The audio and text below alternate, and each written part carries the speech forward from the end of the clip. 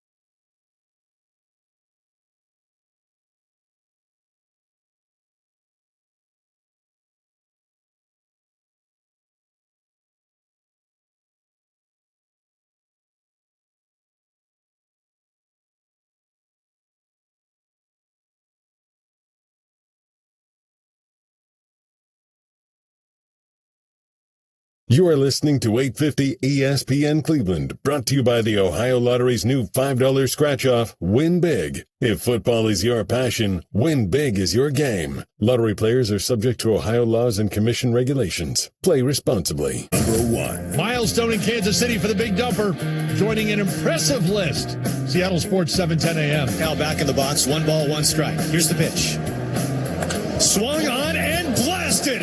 Right field. History on its way. It is gone. Cal Raleigh, crown him. Number 55 for Cal. Already the all-time single-season home run catcher king, and now the most ever in a single season for a switch hitter. He surpasses Mickey Mantle. First of 2 for Cal Raleigh in Seattle's win over the Royals. He hits 56, tying Ken Griffey Jr.'s single-season franchise record. Cubs a 4-1 win over the Pirates. They're a win away from clinching their first playoff berth since 2020. Amazon, Microsoft, Starbucks, grunge music. And Tuesday night, that's next. Sports Center All Night continues. It's ESPN Radio. Coming up on the Wednesday edition of Unsportsmanlike with Evan Cohen, Chris Canty, and me, Michelle Smallman. With the potential of 5 teams starting backup quarterbacks this weekend, I'll tell you which one is in the best shape to succeed. It's Unsportsmanlike, 6 a.m. Eastern, right here on ESPN Radio, ESPN2, and ESPNU. Sports Center all night. More still to come. Every 40 seconds, a child is reported missing. That's 2,000 children every single day. It's a heart-wrenching reality that we can no longer ignore.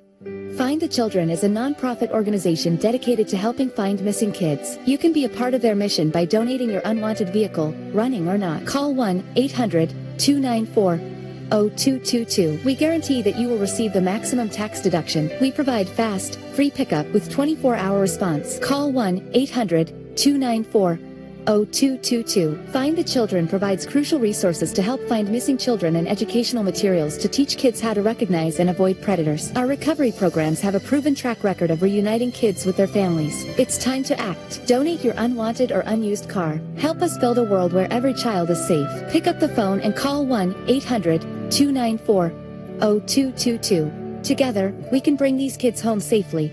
This advertisement was paid for in partnership with Cars R Us and Find the Children.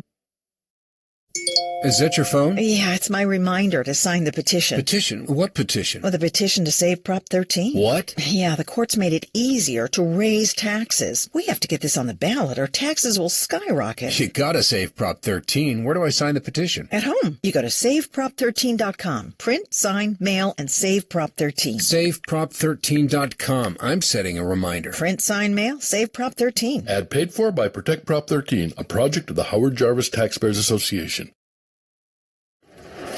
Hey, I'm your mountain bike. Been a minute since we hit the trail. Why not roll me over to Goodwill? Donating me helps Goodwill's mission to provide career training and support services right here in the community. And that keeps us all moving. Donate today. On your left. To find your nearest Goodwill locations and to learn more about our mission, please visit goodwill.org. Goodwill, where your things start new lives. For almost 2 decades, Cleveland sports fans have spent their day with Riz and Hammer. If you didn't do what you do, what would you do? Let's say we all get on one day and, I don't know, say something that gets us all in trouble. Lord knows Aaron's done it. I don't know how he's still here, to be honest. What would we do? What would your alternate career path be? I can honestly say, as much as I love to cook, I wouldn't love to cook if I had to do it for a living. I like to do it just, casually. For me, I would probably landscape. Chris, what would you do? Contractor? Yes, I would be your Mr. Fix-It. I would do a little bit of everything. You would be landscaping. Yeah. You would be Mr. Fix-It. Yeah. And I would be representing both of you in a court of law. Boy, would you be screwed, Chris. Chris, you feel good walking in with Aaron? Court appearances at 9. I walk in, papers all over the place, 8:59. The Really Big Show, weekday mornings at 9 on 850 ESPN Cleveland. This is 850 ESPN Cleveland, broadcasting live from the boardwalk in the East Bank of the Flats. WKNR Cleveland, a Good Karma brand station. Coming on SportsCenter all night.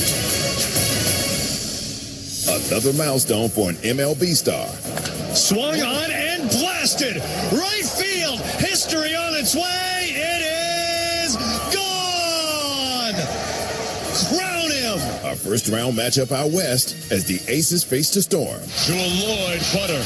Jewel Lloyd with the counter. Already up to 8 points. 2 of 3 from downtown. A postseason duel in Indiana. He's guarded by Petty.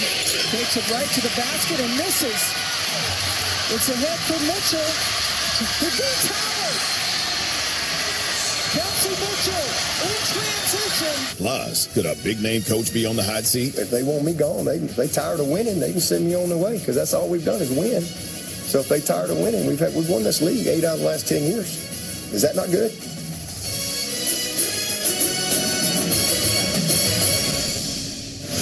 From the worldwide headquarters of ESPN, this is SportsCenter all night on ESPN Radio and on the ESPN app. Now, here's Jay Reynolds. We're not in Kansas anymore. SportsCenter all night, ESPN Radio, the all-new ESPN app, Sirius XM Channel 80. Knocking on the doorstep of a franchise record. That's on the way, but Tuesday night would turn out to have its focus squarely on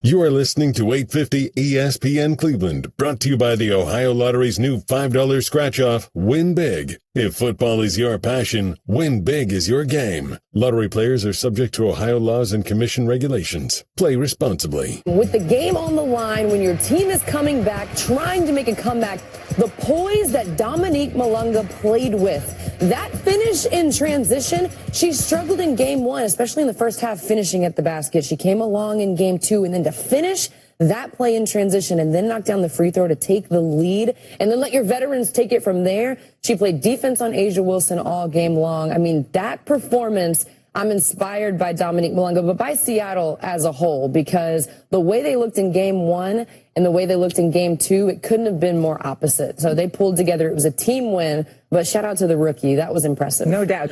You mentioned this, Nneka Ogwumike, Skylar Diggins, the 1-2 punch between the two of them. If you could just elaborate a little bit more, how successful they've been able to be together. Yeah, it's fun when you listen to the two of them talk about playing alongside each other. I mean, earlier this season, Skylar got emotional talking about how she feels like Nneka doesn't get enough credit. And those two, they work so hard. They have been in this league for so long, playing at such a high level. I mean, that is the remarkable thing. When you think about Skylar being a mom and playing this game at such a high level, they are two veteran leaders, and they were able to lead this team to success in this game. But just the way you watch them operate, poised, under control. I mean, to not panic. That last play by Skylar, Jackie Young is an excellent defender, and to try to just take her off the bounce, settle in, not force a shot, not be off balance, just to settle in and be composed in that moment and knock down that shot.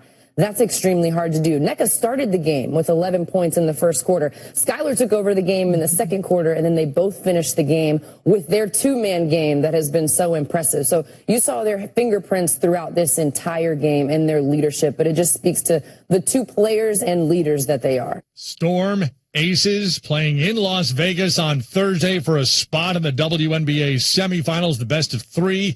Series is going to a decisive Game 3. Thursday, we'll see it on ESPN2, 9:30 Eastern Time. Seattle with a big win in Game 2. Speaking of big nights for Seattle, Mariners playing in Kansas City. Cal back in the box, 1 ball, 1 strike. Here's the pitch. Swung on and blasted. Right field. History on its way. It is gone. Cal Raleigh, crown him. Number 55 for Cal. Already the all-time single-season home run catcher king, and now the most ever in a single season for a switch hitter. He surpasses Mickey Mantle. Cal Raleigh, most homers by a switch hitter in a season. That makes for a night to remember as he hits number 55. Wait, what? Swung on, hit well, center field. It's going back. Isbell at the warning track, at the wall. He has done it. Home run, Cal Raleigh. He has tied Ken Griffey Jr. for the most in Seattle Mariners history. Number 56 for Cal Raleigh. Ken Griffey Jr. hit 56 in 1997. Did it again in 1998. Now Cal Raleigh ties that mark with numbers 55 and 56 on Tuesday. Hits 2 on the night, and he didn't even have the best night at the plate. Here's the stretch, and the 1-2, swinging a well-hit ball deep to right field. Caglione going back, looking up. Did he get it? Yes, he does. Third home run of the night for Dom Canzone. What a career night. His 5th hit of the night goes out of the ballpark. So Dom Canzone, his best night in the big leagues, 5 for 5 with 3 home runs. First 3-homer game by a Mariners player since 2019. Seattle Sports 7:10 a.m. with the call. Oh, by the way, Mariners win the game. They beat the Royals 12-5 for their 10th consecutive victory, 3rd longest win streak in franchise history. Cal Raleigh hitting 55 and 56. Canzone now has 10 on the season, 3 of them coming on Tuesday. Seattle keeping its hold on the top spot in the American League West with the win, but Houston does keep the pressure on. Here's the 1-2. Driven up the middle, base hit. Caratini scores. They're going to send Yainer Diaz. And the ball is going to be late. Astros score 2 more on the single by Sanchez. It's 5-0. KBME 790 AM. 5-0 there. Astros hang on for a 6-5 win over Texas. They move into the second wild card spot in the American League. They lead the Red Sox by a half game, trail the Mariners by a half game for the lead in the American League West. Astros win at 6-5. They've had 27 one-run wins this season. Rangers, meanwhile, 3rd straight loss. They trailed the Red Sox by 3.5 for the final American League wildcard spot. Sports Center all night, ESPN Radio, presented by Dr. Pepper. It's not college football season without the delicious taste of an ice cold Dr. Pepper. College football, it's a Pepper thing. National League wildcard, Padres, Mets holding the 2nd and 3rd wildcard spots, meeting this week in a series in New York. Tuesday's matchup featuring the long ball. 1-2 pitch. Lindor hits this high and deep right field. Tatis retreating, and the Mets have hit 2 home runs in as many innings. Lindor's 27th home run of the season. He triumphantly raises his right hand as he rounds second base. Lindor crosses home plate to make it 6-1 Mets. 1-1. And he hits this way high, way deep to left field. A no-doubter to the second deck. Pete Alonso with home run number 35 of the year. And the Mets are destroying San Diego's Michael King. Here in the second inning, it's the Mets 7 and the Padres 1. 0-1. Swinging a ball stroked in the air right field. Tatis going back. He looks up. It is gone. A quiet September, no more for Cedric Mullins. The Mets' 4th home run in 4 innings tonight. And it's 8-2 New York on Mullins' 17th blast of 2025. There would be 7 homers in the game, 4 of them for the Mets. They beat the Padres 8-3, back-to-back wins following the season-high 8-game losing streak. They scored 5 of the 8 runs in the first inning en route to the win, which you heard here on ESPN Radio. Mike Cousins, Greg Olson had the call for us. Back to Flushing we go. Mike? Thank you, Jay. A good start was all the Mets needed to put together their 2nd consecutive win, and they defeated the Padres on Tuesday evening at Citi Field by a final score of 8-3. 5 runs in the first, 2 more in the second. The Mets hit 4 home runs on the night and keep themselves well in the wild card picture with this win over the Padres in the series opener. Started off the game with 4 straight singles and then added a double and a home run to blow the game open early, chase Michael King early, and then they got the starting pitching that they've been looking for in Clay Holmes, went 4 innings, threw well, and then Sean Manaea, who has just been kicked to the bullpen, comes in and finishes the last 5, gets the win, and overall just a great team effort by the Mets. Home runs from Brett Beatty, from Francisco Lindor, from Pete Alonso, and from Cedric Mullins, a batter who in the 9th spot had really been scuffling as of late for the Mets. With the home run from Alonso, his 35th of the year, he creates a duo with Juan Soto as one of 3 pairs of Mets teammates to ever hit 35 home runs in the same season. First time it had been done since 2006 with Carlos Beltran and Carlos Delgado, and then 87, Darryl Strawberry and Howard Johnson. So it has been very much a roller coaster ride for the Mets this year. They came off an 8-game losing streak, snapped that on Sunday, and keeping an eye on the scoreboard tonight with the Diamondbacks trailing them in the wild card. For the Padres, they won't get any closer to the Dodgers, 2 games back in the West as they started the night. This is a question, though, for them of, with Michael King coming back off the injured list, their starter tonight getting shellacked for 10 hits, 8 earned runs. What does it look like for him with only 2 more starts scheduled in the regular season as they try and assemble a playoff rotation in their minds? Well, I know how big of a lift it was for that team when he came back, as good as he has been, as good as he is. And so it's one of those where he's going to have to self-evaluate. The manager, the pitching coach, they'll all get together, figure out what went wrong. But honestly, just had too many fastballs middle of the plate. The New York Mets offense came out, and they were right on time from the get-go. And so, yeah, you know what? You just kind of look at it as veteran team, veteran player. You just go, okay, it was a bad night, and the offense, pressed a little bit early, and then Manaea, as I said, was really good and just kind of shut him down for the rest of the game. All 3 Padres runs on solo blasts off the bats of Jackson Merrill, Jake Cronenworth, and Freddie Fermin. Final score on Tuesday night is the Mets 8 and the Padres 3. For Greg Olson, I'm Mike Cousins, right here on your home for every game of the postseason, Major League Baseball on ESPN Radio and the ESPN app. Now let's go back to Jay Reynolds in the studio. All right, Mike, and more Mets-Padres on Wednesday. They meet again today. We have it.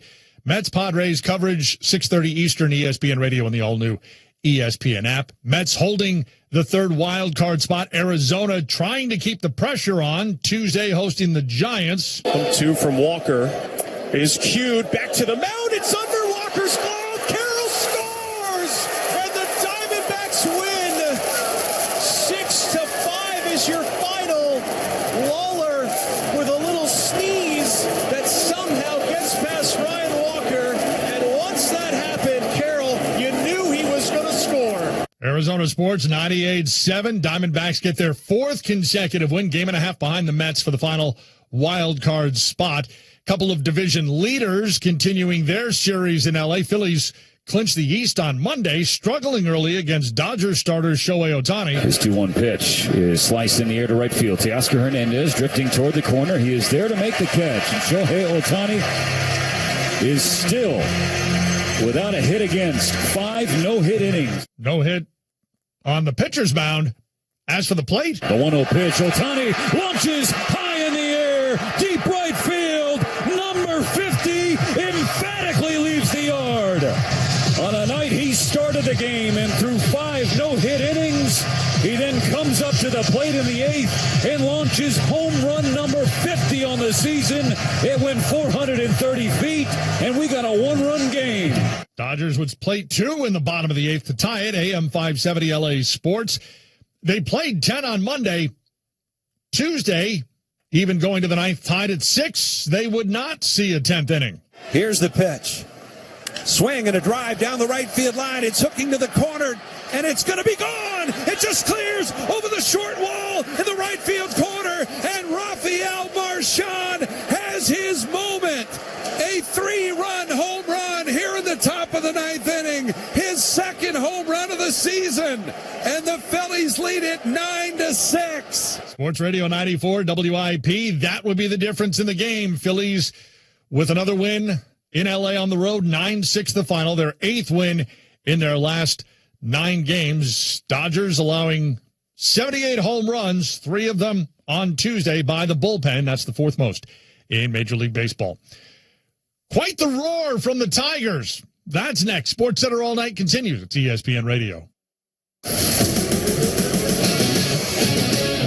This is ESPN Radio. Chris Canty is a football savant. Now you look at him and it's like, oh my Lord, the hostility. On your radio, your computer, your smart speaker, or on the ESPN app. What has happened to Chris Canty? He makes me look like a choir boy. We're everywhere you are. This is ESPN Radio. More Sports Center All Night coming up next.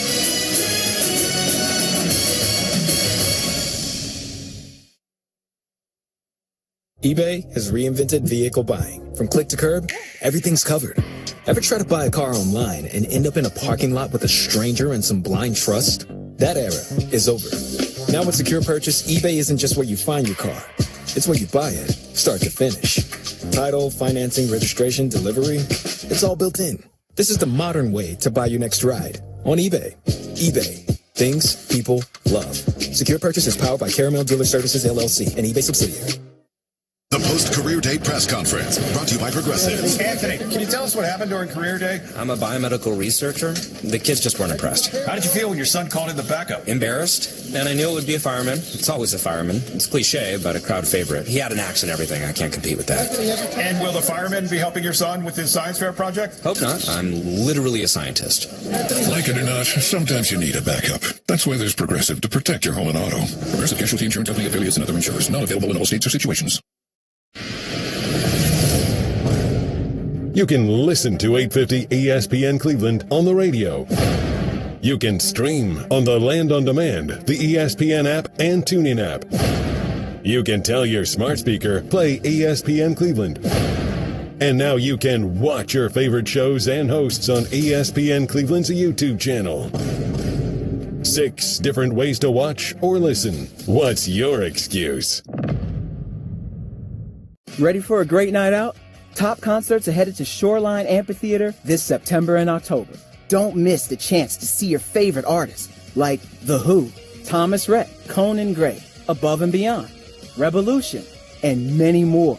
Nothing beats a great night of live music with your friends. Tickets are going fast, so don't wait. Head to LiveNation.com to see the full list of shows and get your tickets today. That's LiveNation.com. Is that your phone? Yeah, it's my reminder to sign the petition. Petition? What petition? Well, the petition to save Prop 13. What? Yeah, the court's made it easier to raise taxes. We have to get this on the ballot or taxes will skyrocket. You gotta save Prop 13. Where do I sign the petition? At home. You go to saveprop13.com. Print, sign, mail, and save Prop 13. Saveprop13.com. I'm setting a reminder. Print, sign, mail, save Prop 13. Ad paid for by Protect Prop 13, a project of the Howard Jarvis Taxpayers Association.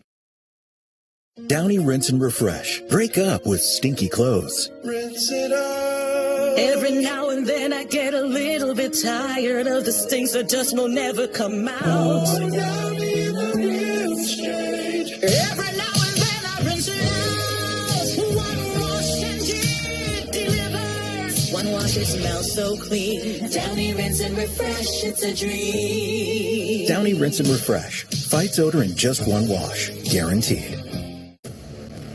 Evan, Canty, and Michelle. 850 ESPN Cleveland is unsportsmanlike. Weekdays starting at 6 a.m.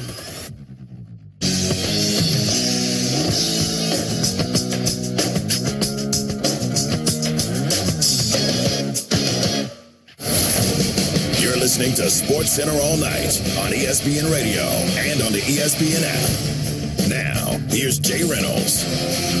Sports Center all night, presented by Progressive Insurance. Get renter's insurance to protect the things that make your place a home, including coverage for theft or damage. Visit Progressive.com. It's got the leg. It's got the chance. It is good. I believe in my players. You know, as a keeper, you dream about going out there and hitting a game winner, and it's an awesome feeling when it goes through. That's the good side of it. The other side, Dabo Swinney and Clemson starting the season 1-2. Started the season ranked number 4 with hopes of the college football playoff, but dropped out of the top 25 this week after the loss to Georgia Tech. They lost by a field goal. Opened the year with a home loss to LSU. Trailed Troy at the half in week number 2, also at home. Rallied to win that one. Dabo Swinney, hearing the negativity, his reaction? If they want me gone, if they tired of winning, they can send me on their way because that's all we've done is win. So if they tired of winning, we've won this league 8 out of the last 10 years. Is that not good? I'm just asking. Is that good? I don't know if that's good or not. To win your league 8 out of 10 years, to go to the playoffs 7 out of 10 years, to be in 4 national championships, win it twice. Yeah, we a little down right now. Take your shots, but I got a long memory in case y'all don't know. We'll be all right. We'll bounce back. This is a program built to last. Always has been. Always will be. And I would just say if you give up on us if you don't believe on us because we've lost 2 games down to the last straight and you didn't believe in us anyway, so it don't matter. You wasn't all in anyway. If you're all in, you burn the ships, man. There ain't no exit strategy. Like, you're freaking all in. And hey, listen, I mean, if Clemson's tired of winning, they send me on my way, but I'm gonna go somewhere else and coach. I ain't going to the beach. Hell, I'm 55. I got a long way to go. Y'all gonna have to deal with me for a while. I got a long way to go. I'm just getting going. I'm just now good enough to be a head coach. Swinney pointing out that in his 17 years as head coach at Clemson, he's had 1 bad season. 2010 went 6-7. 13 of the last 14 years, Clemson has double-digit victories. The lone season without 10 wins was in 2023. Clemson started 4-4, wound up winning 5 straight and finished at 9-4 that season. As for what we heard from Swinney this week, ESPN analyst Greg McElroy. He's 100% right, but we all know Dabo at this point. I mean, we know who he is. He's been on the job for quite a while now. It should come as no surprise that he's going to play the us against the world type of mentality with his team. He burned the boats, galvanized the locker room, and kind of try to fight their way out of what's been a disappointing start. The reality is this. This is still a team that can make it to the ACC championship game. They were a 3-loss team last year and made the playoff and won the league. Yes, they have things to figure out. They got to get the offensive line playing better. They need their quarterback, Cade Klubnik, to play his very best from this point forward. And they need the defense to continue to make key stops when they absolutely got to have it like they did last week. And they couldn't get off the field to allow that 55-yard game winner to Georgia Tech. So there's still a lot of football left. There's still 9 games remaining. But they got things to figure out and figure out quickly because the schedule doesn't get much easier from this point forward. Clemson hasn't really been in sync on offense. Cade Klubnik struggling with consistency, defense, learning to adapt under New defensive coordinator Tom Allen, Dabo Swinney, after the loss to Georgia Tech, said this year's team kind of reminds him of the team from 2016, which started slowly, wound up winning a title. Reaction from our Paul Feinbaum? He is completely wrong. That was a great football team. This is not. This is a team that has underperformed about as badly or more than any school in the entire country. What was it, 2.5 weeks ago when we had Klubnik as maybe the favorite to win the Heisman? Well, along with Arch Manning. And, I mean, he's just been suboptimal right now. And losing that game the other day, they let it get away against a good Georgia Tech team. No, not embarrassing unless you're Clemson. And we're expected to compete for the title. Maybe there's a way they run the table. They can still get in the ACC championship game, similar to what we saw last year. And then they ended up being in SMU and getting the playoff. You're right about that, except the difference between this year and last year is the ACC is a very good league. That's right. Yes, we said it. You've been in that league. You were there the other night. I don't think they can find a way back with so many good teams ahead of them. Paul Feinbaum on the Dr. Pepper line. Saturday, Clemson sees Syracuse. Sports Center all night. ESPN Radio. Back to the Diamond. Blue Jays riding a 5-game win streak, facing the Rays. 1-0. Swinging a liner. Left field down on the grass for a base hit. Coming in to score from third, Schneider. Right behind him, Clement. Up to second goes Andres, and that is on a 2-run single from George Springer. And the Blue Jays lead it 3-0, top of the second. 1-0. And he lines it left field. Base hit right down the line. Coming around third, Jimenez will score. Into third goes George Springer. Vladdy started for second, turns it back and heads to first with an RBI single. It's 4-0 Blue Jays. And the Blue Jays would go on to a 6-5 win over the Rays. Sportsnet 590, the Fan. Blue Jays' 6th consecutive win.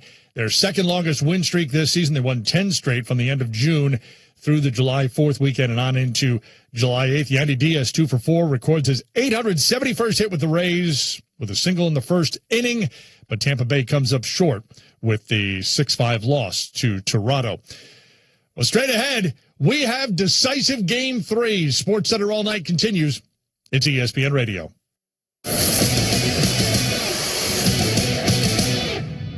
College Football Saturday on ESPN Radio.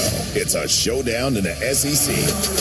Jackson Arnold leads the 3-0 and 22nd ranked Auburn Tigers into Oklahoma to face his former team, the 3-0 11th ranked Sooners. Coverage begins Saturday at 3 Eastern on ESPN Radio and on ABC. That's the ease at which you get information. You want it, you get it. Like that. Ask your phone. Group chat. Smartphone. You're always connected and informed in real time. No waiting. So if you're diabetic and still using finger sticks to read your blood sugar, what are you waiting for? Knowing your blood sugar levels instantly is important for managing diabetes. Call US Med at 888-665-0696. To learn more about continuous glucose monitors, a real-time instant method to track your blood glucose, US Med is an approved provider for Medicare and over 1,000 private insurers. And the best part? Call 888-665-0696 and we'll give you a free insurance benefits check today. So call 888-665-0696 today. That's 888-665-0696 and manage your diabetes as easy as... Is that your phone? Yeah, it's my reminder to sign the petition. Petition? What petition? Well, the petition to save Prop 13. What? Yeah, the courts made it easier to raise taxes. We have to get this on the ballot or taxes will skyrocket. You gotta save Prop 13. Where do I sign the petition? At home. You go to SaveProp13.com. Print, sign, mail, and save Prop 13. SaveProp13.com. I'm setting a reminder. Print, sign, mail, save Prop 13. Ad paid for by Protect Prop 13, a project of the Howard Jarvis Taxpayers Association. What's that sound? That's the sound of Downy Unstoppable scent beads going into your washing machine and giving your clothes freshness that lasts all day long. There it is again. It's like music to your ears, or more like music to your nose. That freshness is irresistible. Let's get a Downy Unstoppables bottle shake. And now a sniff solo. Nice. With Downy Unstoppable, you just toss, wash, wow, for all day freshness. There are children, friends, and families walking, riding, on paths and roads every day. Remember, they're real people with loved ones who need them to get home safely. Protect our cyclists and pedestrians, because they're people too.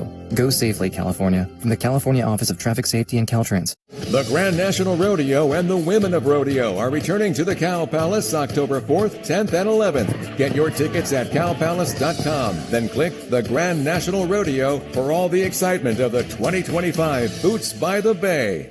Meet ESPN Cleveland's Gerard Cherry. With Gerard's experience on the field and in locker rooms, he just has a perspective that simply other people don't have. He has pretty much told his teammates, you guys aren't good enough. The best thing about Gerard is he'll always tell you like it is. You can say management, you can say Browns, but at the end of the day, it's the players on the football field. Over 100 years of experience. More than 30 years talking Cleveland sports. 850 ESPN Cleveland.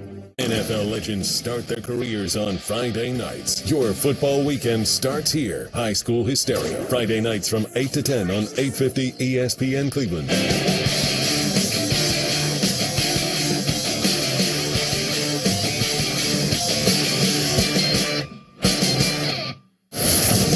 You're listening to Sports Center all night on ESPN Radio and on the ESPN app. Now, here's Jay Reynolds. Sports Center all night, taking you to 6 o'clock Eastern Time. And Evan Canty Michelle with Unsportsmanlike each weekday morning, 6 to 10 Eastern, right here on ESPN Radio. Half-hour headlines on Sports Center all night. Cal Raleigh hits numbers 55 and 56. Mariners win, maintain their division lead in the AL West. Dodgers fall at home to the Phillies again, despite 5 no-hit innings from Shohei Ohtani. Fever forcing a decisive Game 3 in the WNBA, as does the Storm. Great inbound. Here's Lloyd. Got a look. Missed it. And that'll do it. We'll go back to Las Vegas for Game 3 Thursday night. An incredible resurrection for a team that was on life support with just a few minutes to go. Storm winning at 86-83 in a game that they trailed by 14. They outscored the Aces 7-0 to close the game 23-8 over the final 7 minutes of the game to pull out the 3-point victory and, in the process, snap the 17-game win streak that the Aces were riding. Las Vegas suffering its first loss since August 2nd for Seattle. Nneka Ogwumike, 24 points and 10 rebounds in the win. Nneka, you've seen a lot in your basketball career. How would you describe what this team just pulled off? It was a team effort.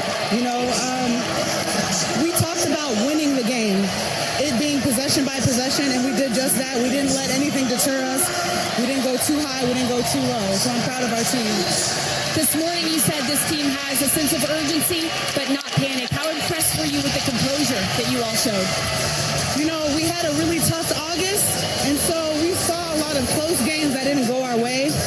I think we were actually training a muscle that you need in the postseason. So today was one of those days where we'd been in crunch time, and we were able to turn it around. What did you like the most about you and Skylar's two-man game tonight? You know, we're gonna make it work. We're gonna make it work some way, somehow.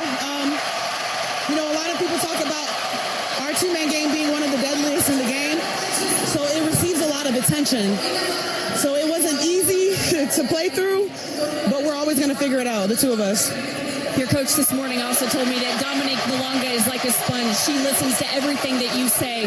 What did you see from the 19-year-old rookie tonight? I saw maturity. You know, I saw her not being too frazzled in certain situations. Guarding Asia is hard. It is hard.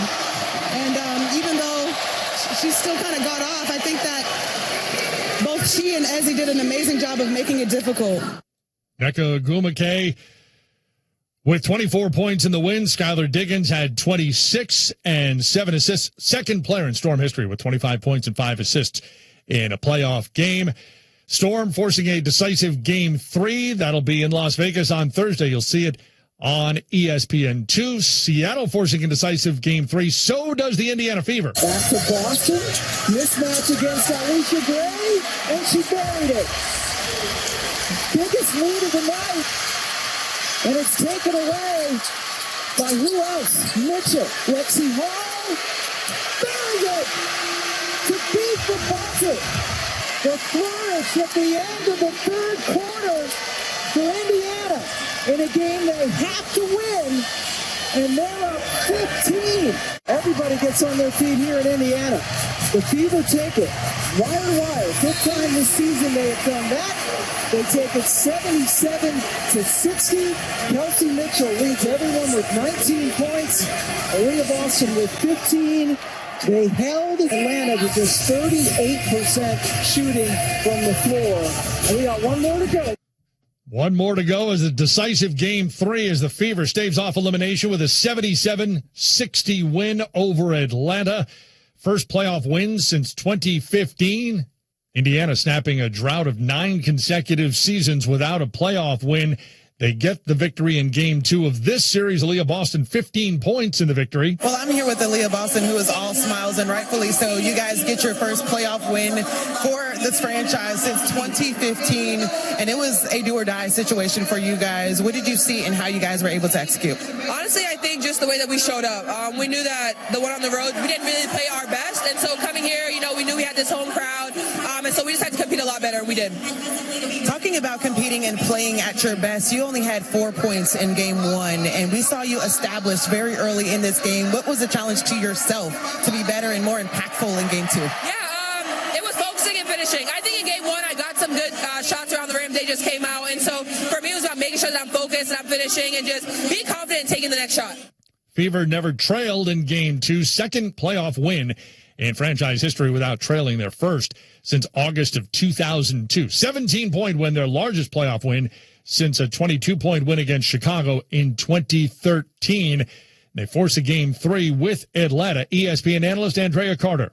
How much this Indiana team has been through. I mean, it has been a hell of a season for this team with injuries and having to put this team together. And I do feel like they're very close, and it showed in the way that they came out in this game. The crowd was electric. It was so loud in there. And Indiana, Kelsey Mitchell talked about being better at the point of attack, and it's something I've talked about all day because you do that on both ends of the floor. Indiana did that offensively and defensively. They were better. Kelsey Mitchell showed out, but she also had help. And I'm going to talk about the post players because Aaliyah Boston and Natasha Howard were phenomenal. Those two, they had 13 points combined in Game 1. In Game 2, 27 points combined. They were aggressive on the glass. They were physical on the inside. The battle between Aaliyah Boston and Bree Jones has been so fun to watch, but they locked in and they led the way. There have only been 2 teams that have had 3 players start every game. That is Seattle and that is Indiana this season. Indiana has had Kelsey Mitchell, Aaliyah Boston, and Natasha Howard, and those 3 got it done. So give a lot of credit to both teams in Game 2, and now we get Game 3s, which is great. But I was very impressed by Indiana on both ends. So let's go to the dream side of things. They'll host Game 3. They have not lost consecutive games since the beginning of July, but they did not look like themselves, obviously, tonight. How can they turn that around in Game 3? Yeah, it's interesting you said that, Shay. I was just sitting here thinking about Seattle and thinking about Indiana. Seattle in Game 1, because Seattle in Game 1, when they lost that game, to me, they lost because they were indecisive and they were, hesitant. Atlanta in Game 2, they lost this game to me because they were frustrated, and like you said, they lost themselves. I mean, the way that they got so frustrated, they got caught up. I said at halftime, it felt like they were crashing out because of the referees. To me, it looked like the moment was just way too big, and they lost themselves. But the same way Seattle turned it around in Game 2 and found themselves, Atlanta's going to have to do that in Game 3. I mean, this is an Atlanta team that prides themselves on ball movement, multiple touches, getting multiple actions in their offense. And to me, at times in this game, they would take one dribble, try to force it into the paint to try and get the refs to make a call. So there were so many things that, to me, Indiana, and you have to give Indiana credit because Indiana made Atlanta that way. Indiana's aggression on both ends of the floor took Atlanta out of their mental headspace to stay locked into the team that they have been all season long. So to me, Atlanta refocusing, settling in. They will be back on their home court. You have to flush Game 2 completely because I felt like there were too many emotions caught up in the game. They've got to flush it, turn the page, lock in to the offensive and defensive game plan if they want to get a win. Because the way Indiana won this game, Indiana's going to have a lot of confidence going on the road because it was such a dominant win. They got the win in Game 2. Game 3, in Atlanta. Fever Dream Thursday, 7:30 Eastern on ESPN2. The winner advances to the semifinals. Sports Center all night, ESPN Radio. Chargers 20, Raiders 9, as the Chargers beat the Raiders for a third straight time. We got to take what's there. We got to take a look at the film, and I got to see why that happened like that. We haven't looked like that at all, so it was the first time that came up. Raiders losing on Monday night. One other thing from that game, we saw Tom Brady. NFL says Brady did not violate any rules by wearing the headset in the coaching booth during the Monday night game. The league saying in a statement on Tuesday that Brady, who is a minority owner with the Raiders, as well as a broadcaster for Fox, is prohibited from going to a team facility for practices or production meetings, but the former quarterback is allowed to sit in the coach's booth, according to the NFL, which says there are no policies that prohibit an owner from sitting in the coach's booth or wearing a headset during a game.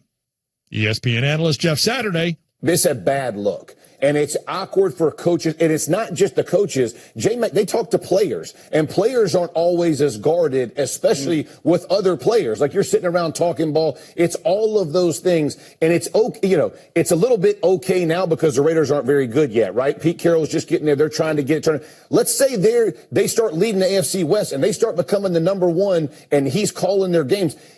It just becomes very sticky, in my opinion, the way it looks. And I'm not saying Brady's doing anything wrong. No. He's following the rules, but it's just that thing for me. I don't think it matters whether there's, I understand what J-Mac was saying, that there's not a lot of information and coaches are guarded, but sometimes the players aren't as guarded. I don't think it matters whether they're guarded or not. The thing is, you do not want the perception, the opportunity for any impropriety. And if you are going to take this risk, I would think that you would take this risk because the benefit was so great. In that case, it doesn't seem to line up necessarily that he's either such a great owner that he can't walk away from that, or such a great broadcaster that he has to also be an owner, or they just let him show up and talk and do the games. I would be upset or uncomfortable if I were a player on it. I think that's our Dominique Foxworth. On the field, we saw on Monday night the Chargers just taking control. Showing blitz, and they run 4.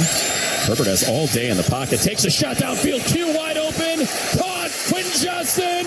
Touchdown. Chargers. 60-yard touchdown. Herbert to Q. Alt 98.7, and that play in particular caught the eye of ESPN analyst Marcus Spears. I just don't know what the hell this was, okay? The 60-yard touchdown that Justin Herbert threw on the 2nd and 3. Why in the hell are we rushing 3? For the life of me, I can't understand. If you watch Justin Herbert week 1 and you carry this over into the game, and then you rush 3, but you give up a 60-yard pass. Now, in my history of the NFL, the reason why we have more people in coverage is to keep everything in front of us. Yeah. It's to force you to throw a short pass. Again, I don't know why on 2nd and 3 that's the type of defense you're playing, but it was either a lack of communication, the linebacker called the wrong defense or something. But these are, and I want to say this, because why are you making a big deal out of this? These are the plays that happen in games where you actually have a chance. The Raiders were never out of this game. I mean, Max was hunting. Him and Derwin were probably the 2 best players on the field last night outside of Justin. But these are the things that I like to point out sometimes, especially y'all know me how I feel about defense and how you should be sound and playing the game a certain way. And I thought that this defense was put in a bad situation in that particular play more than anything, especially against the offense that's as hot as the Los Angeles Chargers are right now. But those things lead to losing, and I wanted to point it out. Chargers, meanwhile, come away with the win on Monday to the guys at PTI. All right, Wilbon, where do you rank the Chargers in the AFC after 2 weeks? 1 in the AFC. I mean, look, to me, it's got to be between them and Buffalo right now. So I'm talking about strength of schedule. Yes, Buffalo beat Baltimore, and you can say that tops everything. And okay, fine, but then Buffalo beat the Jets, and that doesn't top anything. So with strength of schedule, I'm going to give the nod. So far, it's an early sample size. I'm going to give it to the Chargers for having beaten Kansas City and won at the Raiders. And the Raiders, with Pete Carroll leading the way, I think are going to be better than people thought coming into this season, and certainly better than your Jets. So I'm going to say that. And, Herbert and Harbaugh, there's some magic in that. I mean, Harbaugh, come on now. He's going to go down as a great coach, as a Hall of Fame coach for what he did in the NFL and in college. I don't want him to have to go very long without Khalil Mack, because even though Mack is past maybe the peak of his prime, he can still get it done and help a defensive front get it done in San Diego. Yes, I said San Diego. I'm going Chargers. Yeah. 1. All right, so you have them 1. In the interest of full disclosure, I think I need to tell the people who are watching that 2 weeks ago in the NFC, you had Green Bay 1. I did. You said, Green Bay is going to go to the Super Bowl. They're my pick for the Super Bowl. Then yesterday, you backed off a little bit and you said, no, I got the Eagles 1 now. All right, so after 2 weeks, you're saying the Chargers, but after 3 weeks, you might be saying something else. In fact, if Denver goes to the Chargers and wins that game, you're going to say something else. The most surprising team in the league to me is also in the AFC, and it's Indianapolis. Yeah. I don't know how far they're going to go, but I'm stunned at how good they've done already. The reason you can take the Chargers right now, outside of Buffalo, is that Baltimore gagged late in that game. Yeah. And Kansas City is 0-2, and the Steelers, another traditional powerhouse, they look lackluster at the moment. So I understand going for San Diego, because we call them San Diego. We always I get that, but part of me says let's wait to 5 weeks instead of just 2. Let's just see down the road how it works out. Yeah. That's it. Chargers. It's done. Back to you. Week 3 gets underway on Thursday with the Dolphins and the Bills. Sports Center all night, ESPN Radio. Back to the Diamond Yankees atop the wild card of the American League, trying to fend off the Twins Tuesday. Pitch on the way. Swung on a tattoo. High and deep to right, and it's gone for Trevor Larnach, and it's a 1-run ball game. Number 17 for Larnach, and his first home run since taking Will Warren of the Yankees deep in New York way back in the middle of August. If he could throw another one, you would think that he would get him out. And he does. And the Yankees hold on from a laugher to a nail-biter. Too close for comfort, but they'll take it, and they win 10-9. Yankees survive with the 1-run victory. You heard it on the YES Network. The Twins homer on the Treasure Island Baseball Network. Yankees lead the wild card 2 games ahead of the Red Sox, who lose 2-1 to the Athletics on Tuesday. But the Yankees hang on by a nail to win by 1 for manager Aaron Boone. When you finally able to exhale after that final out? Yes.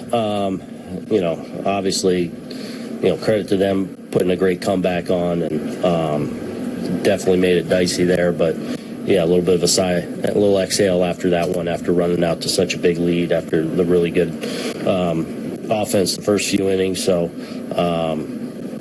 we'll take it. Twins scored 8 unanswered after trailing 10-1 through 4. Brewers a 9-2 win over the Angels, 36-19 since the All-Star break, best in baseball over that span.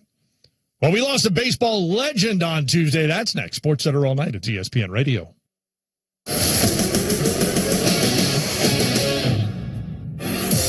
Hey, this is Rich Eisen. Coming up on Wednesday's show, Hall of Fame quarterback Kurt Warner in his usual Wednesday spot. Colts running back at the moment. Jonathan Taylor will join us, and comedian Andrew Santino in studio at my Power Rankings. That's Wednesday on The Rich Eisen Show on Disney+, the ESPN app, and ESPN Radio.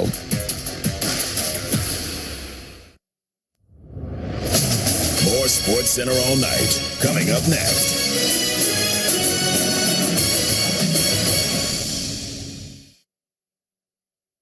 The team at Bookman & Son want to help you feel comfortable in a jewelry store. Enjoy a completely customized, stress-free shopping experience. Get to 8803 Brecksville Road or bookmanandson.com. You walk in tired and hungry, one bad dinner away from losing it. You don't like to cook.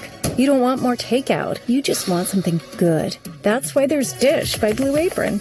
Pre-made meals with at least 20 grams of protein and no artificial flavors or colors. From fridge to fork in 5 minutes or less. Keep the flavor. Ditch the subscription. Get 20% off your first 2 orders with code APRON20. Terms and conditions apply. Visit blueapron.com/terms for more. Is that your phone? Yeah, it's my reminder to sign the petition. Petition? What petition? Well, the petition to save Prop 13. What? Yeah, the court's made it easier to raise taxes. We have to get this on the ballot or taxes will skyrocket. You gotta save Prop 13. Where do I sign the petition? At home. You go to SaveProp13.com. Print, sign, mail, and save Prop 13. SaveProp13.com. I'm setting a reminder. Print, sign, mail, save Prop 13. Ad paid for by Protect Prop 13, a project of the Howard Jarvis Taxpayers Association.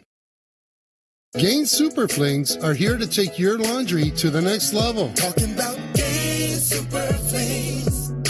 Super-sized laundry packs. These things are huge. Super fresh, super clean. Gain Super Flings. Gain Super Flings laundry packs have 4 times the Oxy cleaning power and 3 times the Febreze freshness versus Gain Original Liquids. Super fresh, super clean. Gain Super Flings. Gain Super Flings for next level laundry. You can listen to 850 ESPN Cleveland on the radio. You can stream on the Land on Demand, the ESPN app, and TuneIn app. You can tell your smart speaker, play ESPN Cleveland. And now you can watch your favorite shows and hosts on ESPN Cleveland's YouTube channel. 6 different ways to watch or listen. What's your excuse? Life. It's full of moments, from first steps, first loves, moments that make life special. Now, life can also bring us difficult and disruptive moments like a cancer diagnosis, which is why the groundbreaking work of Stand Up to Cancer is so vital. They know the problem of cancer won't be solved by one doctor, one lab, or one hospital. It takes collaboration.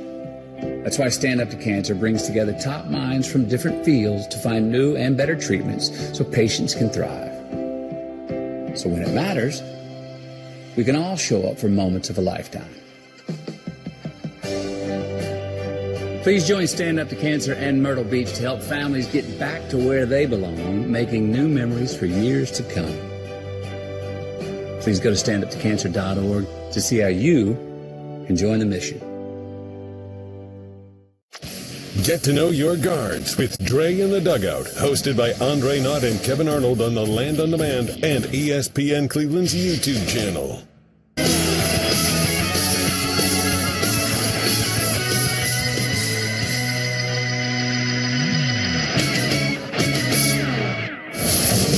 You're listening to Sports Center all night on ESPN Radio and on the ESPN app. Now, here's Jay Reynolds. Sports Center all night presented by Progressive.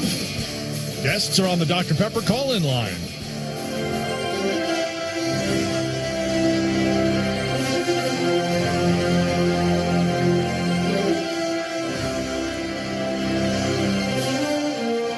The exploding bank of lights with that game-winning homer to win the pennant for the New York Knights. The ball off the bat of Roy Hobbs. And not just any bat, the Savoy Special, after Wonder Boy had been shattered. Robert Redford died Tuesday at the age of 89. Roy Hobbs, just one of his marquee roles. Redford starred in sports films like The Natural and The Unseen Downhill Racer. But his greatest fame came from a run in the late 60s and early 70s that included Butch Cassidy and the Sundance Kid, 3 Days of the Condor, The Sting, and The Great All the President's Men. And he also won an Oscar for directing Wilbon's favorite film, Ordinary People. My favorite film ever, Tony, but quick story. Don't you remember after playing in All the President's Men, after playing Bob Woodward, our dear friend and idol, where Robert Redford would come into the Washington Post newsroom to see Woodward and everybody would just stand around and stare at him? That was so crazy that Bob Woodward would just be like, he'd walk in, fellas, hello. They were great friends for like 50 years. Really? Great friends. Robert Redford had a career in film that spanned 6 decades. Also founded the Sundance Institute.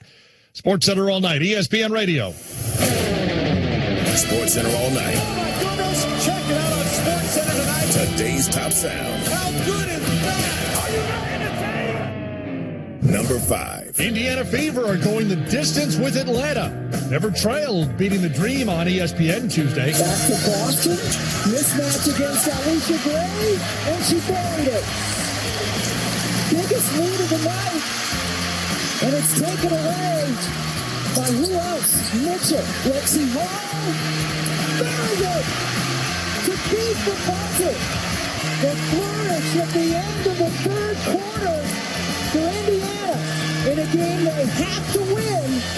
And they're up 15. Number 4. Orioles hang on to beat the White Sox on WBAL. Dylan Beavers drives in 3 with a home run and a triple. 1-0. Beavers cranks it down the right field line. It's headed towards the corner. That is down. One hops the fence. Henderson coming around third. He's going to score. Beavers speeding to third base. Here's the throw in on 2 bounces. It's late. Making an RBI triple for Dylan Beavers. And the Orioles, another multi-run inning. That is 3 straight. And it's a 6-2 Orioles lead in the 5th. Number 3. Mets and Padres will be here on ESPN Radio tonight, just as they were Tuesday, as our Mike Cousins called a Mets win in a game with 7 home runs. 1-1. And he hits this way high, way deep to left field. A no-doubter to the second deck. Pete Alonso with home run number 35 of the year. And the Mets are destroying San Diego's Michael King. Here in the second inning, it's the Mets 7 and the Padres 1. Number 2. Tigers lose to Cleveland in 10, but they did get to extra innings. 97 won the ticket. Tigers down to their last out, bottom of the 9th inning. Barry Carpenter pinch hitting for Jahmai Jones. The last hope for the Tigers, the 2-1. Swinging a fly ball, center field, deep. Martinez back, looking up. Gone! Kerry Carpenter ties it in the 9th. Straight away, center field. How about it? Number 1. Milestone in Kansas City for the Big Dumper, joining an impressive list. Seattle Sports 710 a.m. Cal back in the box, 1 ball, 1 strike. Here's the pitch. Swung on and blasted. Right field. History on its way. It is gone. Cal Raleigh, crown him. Number 55 for Cal. Already the all-time single-season home run catcher king, and now the most ever in a single season for a switch hitter. He surpasses Mickey Mantle. That would be the first of 2 for Cal Raleigh, 56, tying Ken Griffey's franchise record. Cubs beat the Pirates last night 4-1. They're a win away from clinching a playoff berth. It's Wednesday, September 17th, birthday of Patrick Mahomes. He hits the big 3-0, although he's still 0-2. Unsportsmanlike is next. I'm Jay Reynolds. Back tomorrow with Sports Center all night. It's ESPN Radio.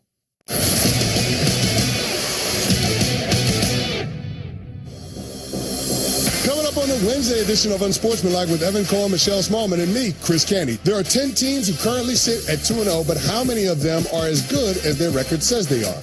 It's Unsportsmanlike, 6 a.m. Eastern, right here on ESPN Radio, ESPN2, and ESPNU.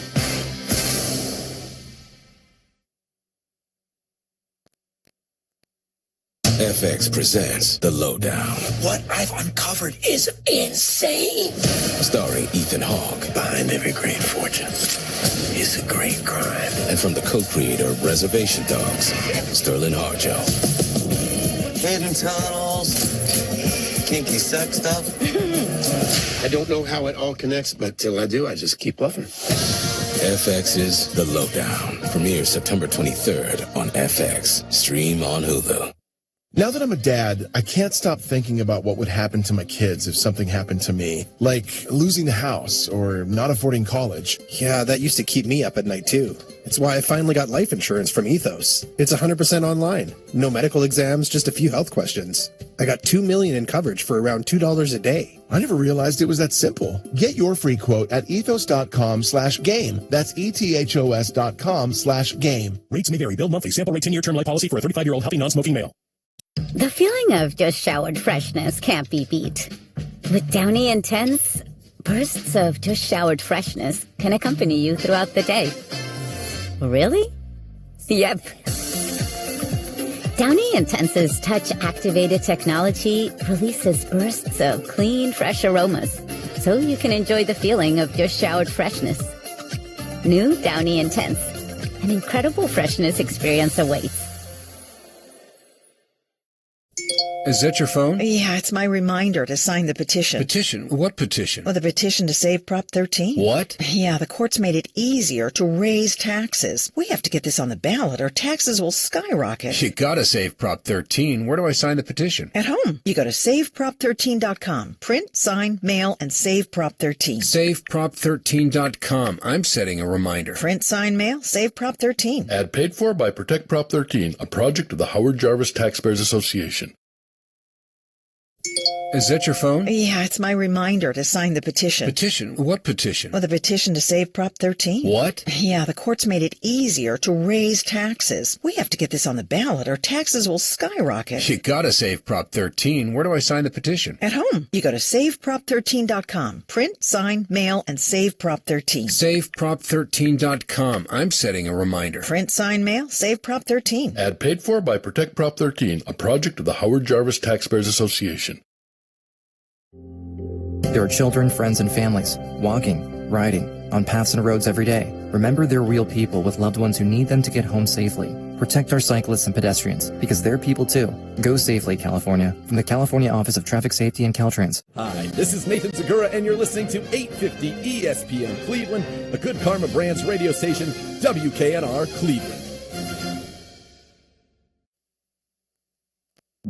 Unsportsmanlike with Evan Canty and Michelle. Love rolls right, throws end zone. He's got him.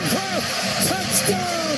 And a Lambeau lead. All in all, I thought we were in control of the football game. Start the season off 2-0 against two really good teams. Daniels is sacked back outside the 30-yard line.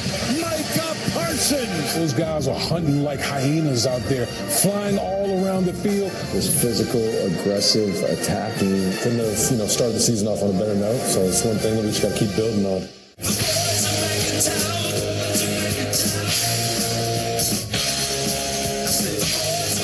Okay, welcome to the show. We are Unsportsmanlike here on ESPN Radio. ESPN2, Green Bay Packers Radio Network. You heard there. We are presented by Progressive Insurance. You could be a part of Unsportsmanlike Nation on the Dr. Pepper call-in line at 888-SAY-ESPN. That's 888-729-3776. ESPN Nation is presented by Dr. Pepper. It's not college football season without the delicious taste of an ice-cold Dr. Pepper. College football, it's a pepper thing. Green Bay Packers, hottest team in the NFL. Their quarterback, a guest yesterday with Rich Eisen here on ESPN Radio. We will get to that. She is Michelle Smallman, a Packers fan. He is Chris Canty, a man who walked around Lambeau as a fan for the first time at Lambeau last week. And I am Evan Cohen. Good morning, everybody. How are we doing today? Doing pretty good. How's everybody? All right. You good? You all right? I'm good. I'm good. Why are you being weird? Because you actually backed away from the mic when you said that. I thought something was wrong. I didn't realize. No backing away. I didn't realize I was backing away. There was no back away. No. Okay. All right. I didn't clock a back away. Okay. Was I being socially awkward? No, I don't think so. So Evan made it a moment. Maybe. Okay. I was born that way. We also have Braun Breaker on today, another WWE superstar. Hey, let's go. Former Raven. Can we consider him? If you play, if you're in training camp for an NFL team, yes, it counts. I think so too. It counts. Yeah. For a minute, he was there. It is an incredible accomplishment to be on an NFL field. If you're playing for an NFL team in any capacity, scout team, training camp, practice squad, whatever it is, if you're on an NFL field, that is an incredible accomplishment. I totally agree. I have a friend who made it to play summer league in the NBA. And he's like, yeah, I didn't make it. I'm like, what do you mean you didn't make it? Yeah, that's awesome. He was on the same team as Giannis. That's awesome. In the summer league. That's awesome. So dope. He didn't do anything, but he's there. I'm just like, it's insane how awesome that is. So many people would kill for that. Yeah, so Braun Breaker, WWE superstar, who's the son of Rick Steiner, if you remember back, the Steiner brothers back in the day, was in training camp with the Ravens, so he's going to join us later on. So we are excited. All the WWE stuff. WrestlePalooza coming up Saturday, 7 p.m. Eastern on the ESPN app in Indy. All right, speaking of what's going on here on ESPN, Jordan Love was a guest yesterday on the Rich Eisen show, noon until 3 Eastern here on ESPN Radio, and he talked about expectations in year 3 as QB1 in Green Bay. Going into year 3 as a starter, I've learned so much and been building up and taking every rep and just learning from it and growing. And so I think this year, not just me, but the team we have, the offense we got, the weapons we have around us, the O-line, the running back with Josh Jacobs. So we got weapons, and I think we've all been building this thing together and, learning about each other, learning how we can evolve as an offense. So, I've been saying it, the sky's the limit, but it always comes down to going out there and performing on Sundays. And I think the way we started the season on offense, we've been doing a great job. And I think there's still, the fun part about it is there's still plays that we haven't hit on. Some really big explosive plays that once we start hitting those, we're going to take off, be running. So I'm excited. I feel good. I feel confident. And I got a lot of playmakers around me. So we got to keep going out there and making it happen on Sundays. All right, good assessment of his team. Mm-hmm. I want to double down, though. I want to play one more piece of audio. So normally when you talk about in the world, in Hollywood, 27 Club is not a good thing. It's all these celebrities that actually died at 27 years. Horrible, right? But it's a whole thing. The Green Bay Packers have a different... That got dark. Well, it's true. My God. You've never heard about this? Hell no. Nuno, I need you on this. The 27 Club? You've never heard about this? I have. It's like Kurt Cobain, right? Amy Winehouse, I believe. It's horrible. Except with your team in Green Bay, it's actually amazing. QB's winning the Super Bowl at 27 years old. Jordan Love yesterday with Rich Eisen. Yeah, I've definitely seen that stuff, and the stats are pretty crazy. And obviously, we got a lot of work to put in to get there. But if that was something to happen, it'd be a very crazy stat to be able to fall in the line of, like I said, those great quarterbacks who've been here. And yeah, it's a wild stat that they're all 27 when they won, and I'm turning 27. But there's going to be a lot of work to get there. So it's a long season. All right. So does he have more pressure than anybody else in the league to win the Super Bowl this year? No, not at all. I know that there are a certain set of expectations based on the laundry. Of course, if you're a Green Bay Packer, the expectation is that you're going to be contending for and winning Super Bowls.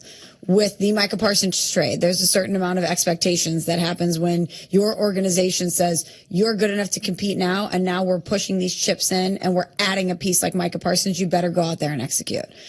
But in year 3 of Jordan Love, and year 1 with Micah Parsons and this young group that they have on this team, because this is still a very young team, there's no way that they have more expectations on them to win this year than the Baltimore Ravens and Lamar Jackson, a 2-time MVP, or the Buffalo Bills and Josh Allen, the reigning MVP, who've been in the league since 2018. Now listen, if they don't get it done this year, that's only going to have a compounding effect. Next year, we're going to come back and have even more pressure on them, more expectations on them. But I don't know how anyone in the NFL, even a team like the Green Bay Packers, who've looked dominant against 2 quality opponents in week 1 and is an organization with expectations on them, has more pressure to get it done than Lamar or Josh. Yeah, I think the AFC MVP quarterbacks have a ton of pressure on them this year, especially with the Kansas City Chiefs looking the way that they do, right? And we had Adam Schefter on our show yesterday, and he says he has a hard time seeing a path for the Chiefs to be able to host a home playoff game. If the Chiefs don't win the AFC West, then there are 0 excuses as to why Lamar Jackson or Josh Allen can get to the big game. So I agree with you. I don't think Jordan Love has the most pressure to win a Super Bowl of any quarterback in the NFL. I will frame it this way, though. I think Jordan Love winning a Super Bowl changes the way we look at him versus any other quarterback being able to hold up the Lombardi Trophy this year. If you look at the dozen or so odd championship contending teams, if Jordan Love wins a Super Bowl, the perception around him changes, and it goes from being a guy that we were getting to know to a guy that you have to get through if you want to get to the Super Bowl out of the NFC. Mm-hmm. He becomes that hurdle similar to what Tom Brady and Peyton Manning and Ben Roethlisberger were in the NFC for a decade and a half.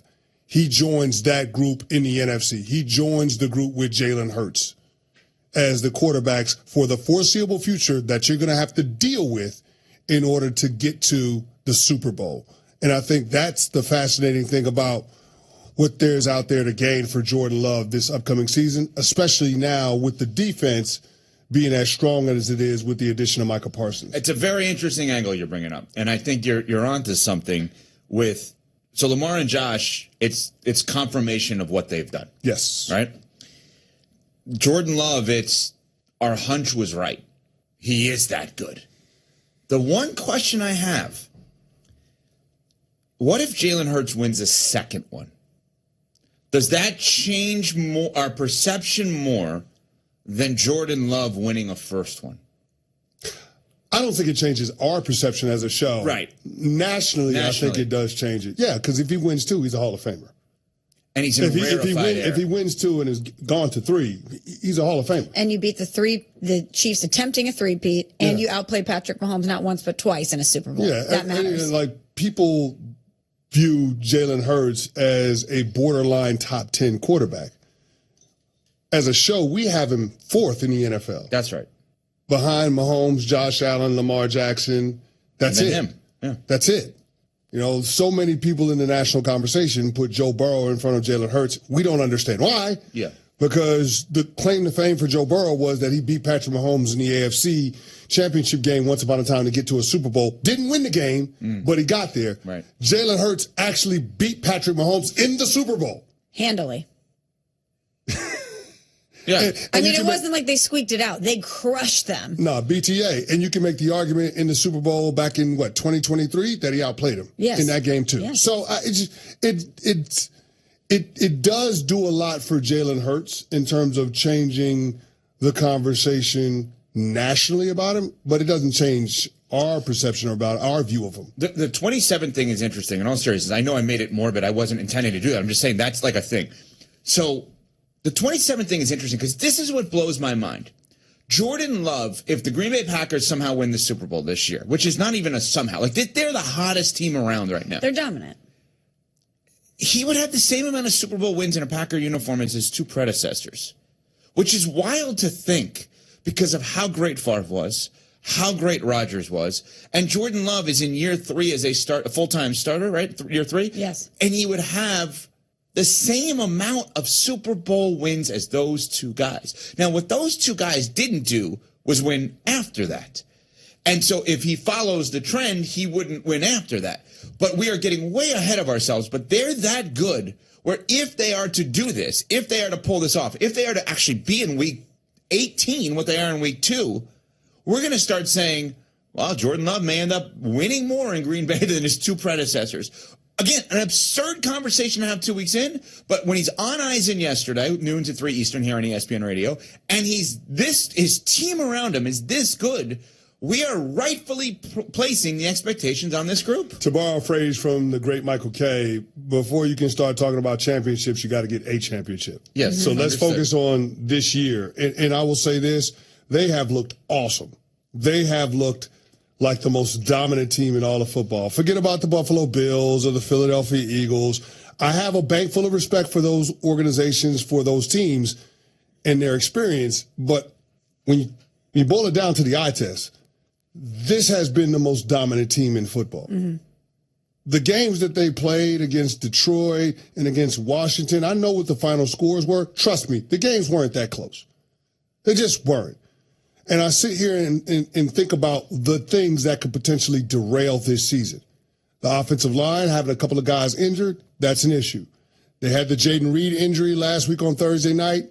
That's problematic. Now, if there's one position where they could absorb a little attrition, it's the wide receiver position because they're so deep. Yes. But those are the things that I'm looking at and saying could potentially undermine the season. The offensive line, somehow the weapons potentially being, diminished because of injury, but then also Jordan Love being consistent or inconsistent is a better way to frame it, because that's what we've seen in his first 2 seasons as a starter. Yep. We've seen the highest of highs, but we've also seen the lowest of lows. Mm-hmm.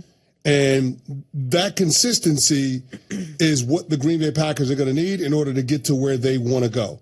Right? Jordan Love can't play half the season at an elite level and then the other half of the season as a bottom 5 quarterback. That has to stop. He can't go through these stretches where he has these bonehead turnovers. Now, to his credit, it feels like he's rounding the corner with that. Last 9 games, 13 touchdowns, 0 interceptions. If he can continue to play that way, mistake-free, and be clean, then all of a sudden, with that defense, this Green Bay Packers team should be viewed as the favorite out of the NFC to get to the Super Bowl. Quick question for the queen of all NFL schedules here. Smalls, as a Packers fan, I want to go through the schedule. I want you to tell me, stop me when you as a Packers fan would be accepting of a regular season loss. Okay? At the Browns, at the Cowboys, home against the Bengals, at the Cardinals, at the Steelers, home against the Panthers, home against the Eagles. Stop. So that is the first loss you would accept as a Packers fan of, fine, I get it, I can deal with that. Well, no other game in between there. You should easily beat the Browns. The Cowboys, even though that offense looks tough, I would put the Packers up against them, no problem. The Bengals, without Joe Burrow, you better beat them. Off of a bye week, too? Off of a bye week, good call. Arizona, tough out, but I think the Packers top to bottom are better. Same thing with the Steelers. Carolina, come on. And the Eagles, the defending champs. Like that. So that's the first acceptable loss. That, to me, is the litmus test of how good this team is. 8-0 Monday Night Football, November 10th here on ESPN, where you'd have the Packers and the... Are we going back to Green Bay in November? Is that what's happening here? I've already gotten texts about it. November 10th against the Eagles, Monday Night Football. It's on our air. That's my birthday, too. Would the birthdays be the worst day or the best day? Wow. Come on, man. That's not a jar. That's good. That's a jar. That's no, I don't think so. On, I don't think so. If we could finagle that, would you want to go back to Lambeau for your birthday? We will find out after Smalls tells us this from Nutrafol. You did have a great time, CC. Have you thought of Nutrafol? Have you heard of Nutrafol and thought, do hair growth supplements actually work? Well, ask the 1.5 million people, including me, taking it. I love it. Nutrafol is the #1 dermatologist recommended hair growth supplement brand and is clinically tested using industry-leading hair measurement tools like hair counts, pull tests, and published peer-reviewed studies. Plus, it's NSF content certified, so you know it's safe and you know it's reliable. You can see results in just 3 to 6 months. Go to Nutrafol.com and you can get $10 off your first month plus free shipping. That's Nutrafol.com, spelled Nutrafol.com. Hey, this is Rich Eisen. Coming up on Wednesday's show, Hall of Fame quarterback Kurt Warner in his usual Wednesday spot. Colts running back of the moment. Jonathan Taylor will join us, and comedian Andrew Santino in studio. And my power rankings. That's Wednesday on The Rich Eisen Show on Disney+, the ESPN app, and ESPN Radio.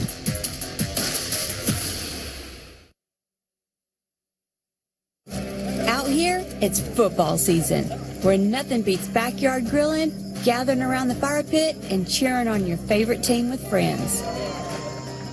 The yard is mowed, the lights are strung, and the grill is warming up.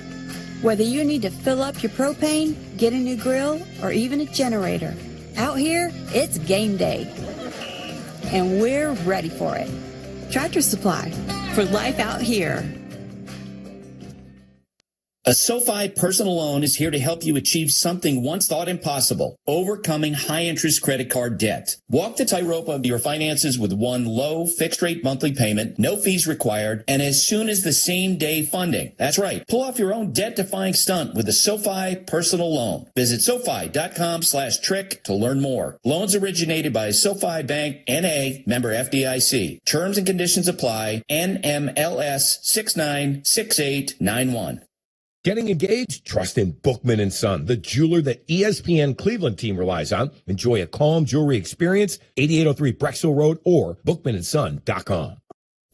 Is that your phone? Yeah, it's my reminder to sign the petition. Petition? What petition? Well, the petition to save Prop 13. What? Yeah, the courts made it easier to raise taxes. We have to get this on the ballot or taxes will skyrocket. You gotta save Prop 13. Where do I sign the petition? At home. You go to SaveProp13.com. Print, sign, mail, and save Prop 13. SaveProp13.com. I'm setting a reminder. Print, sign, mail, save Prop 13. Ad paid for by Protect Prop 13, a project of the Howard Jarvis Taxpayers Association. There are children, friends, and families walking, riding, on paths and roads every day. Remember, they're real people with loved ones who need them to get home safely. Protect our cyclists and pedestrians, because they're people too. Go safely, California. From the California Office of Traffic Safety and Caltrans. Mike Simpson here. Let's talk about that car you're driving. Disappointment. Has it been in the shop lately? If you've got a model year 2018 to 2025 and it's giving you constant trouble, might be a lemon. So get in touch with My Lemon Law Lawyer for a free case review. They have helped thousands of people, including a recent settlement of over $400,000. Get up to 3 times the cash value back. Text LEMON to 40333. LEMON to 40333. Accredited by the Better Business Bureau. It's LEMON to 40333. MyLemonLawLawyer.com. When you fly SJC, you can zip from curb to gate in minutes. Faster than fast. So much faster, you'll wonder where the time didn't go. Fly simple. Fly SJC. Visit flysjc.com. That's the sound of James adding long-lasting Gain scent boosters to his laundry this morning. Several hours later, James sniffs the irresistible scent of Gain on his shirt. Gain. Several hours later, James has even caught the attention of his mother-in-law, and she never gives him attention. Ooh, you smell amazing, James. Oh, thanks, Mom. I love you too. I never said that. Add Gain scent boosters to your laundry. Add joy to your day. The home of the #1 team in the country. The Ohio State Buckeyes play on 850 ESPN Cleveland. Evan, Canty, and Michelle are unsportsmanlike.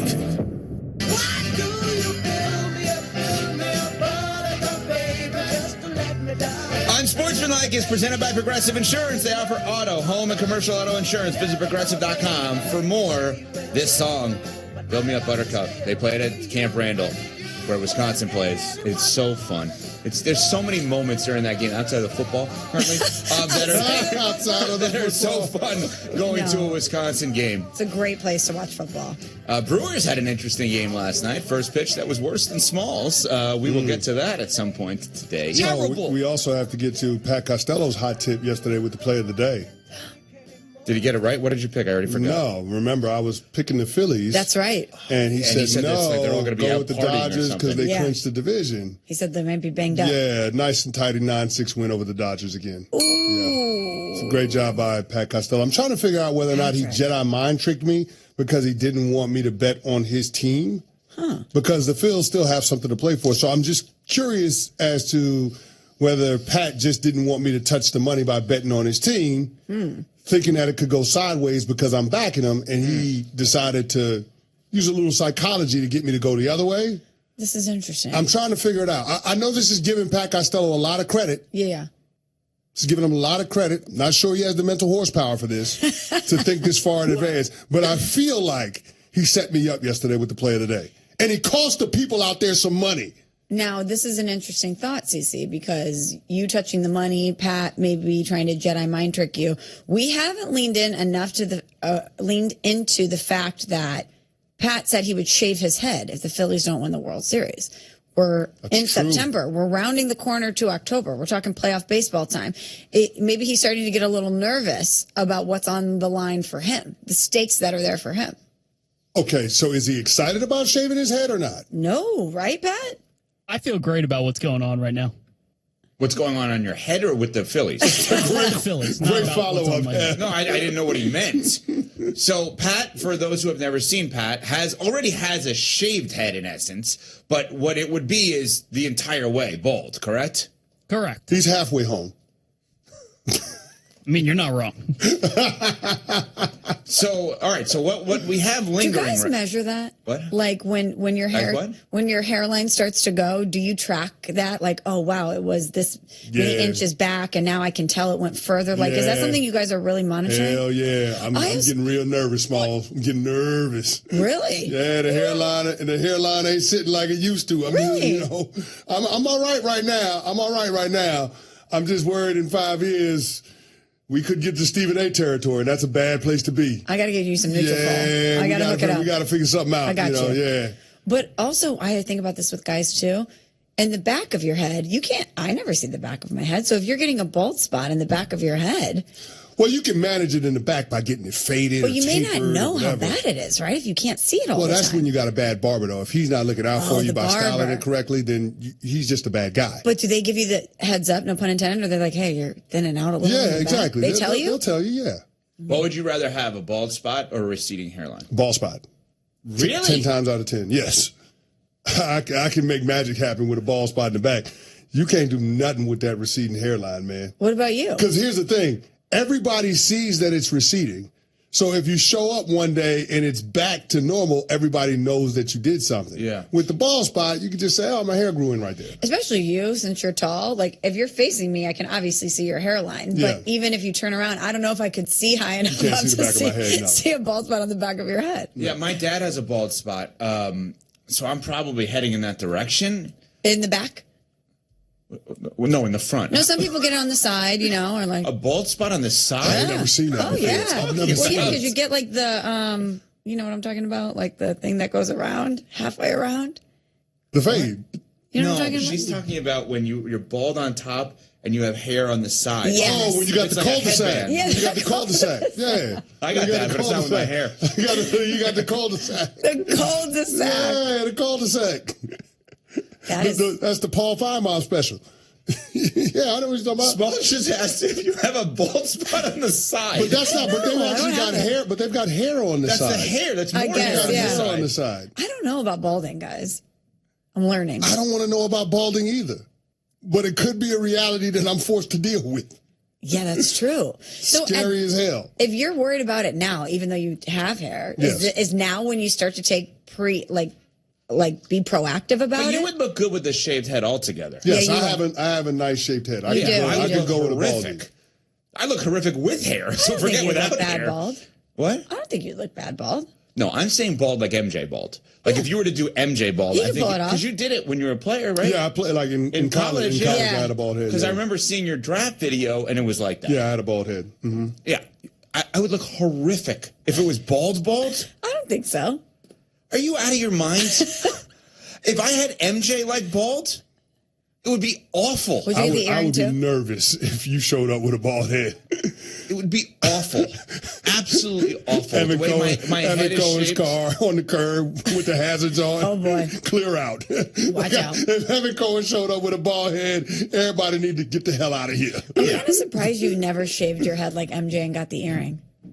Okay, we have to define. Okay, when you're Because saying, I know you love Michael Jordan. hold on a second. There's a difference between a shaved head and MJ bald. Right.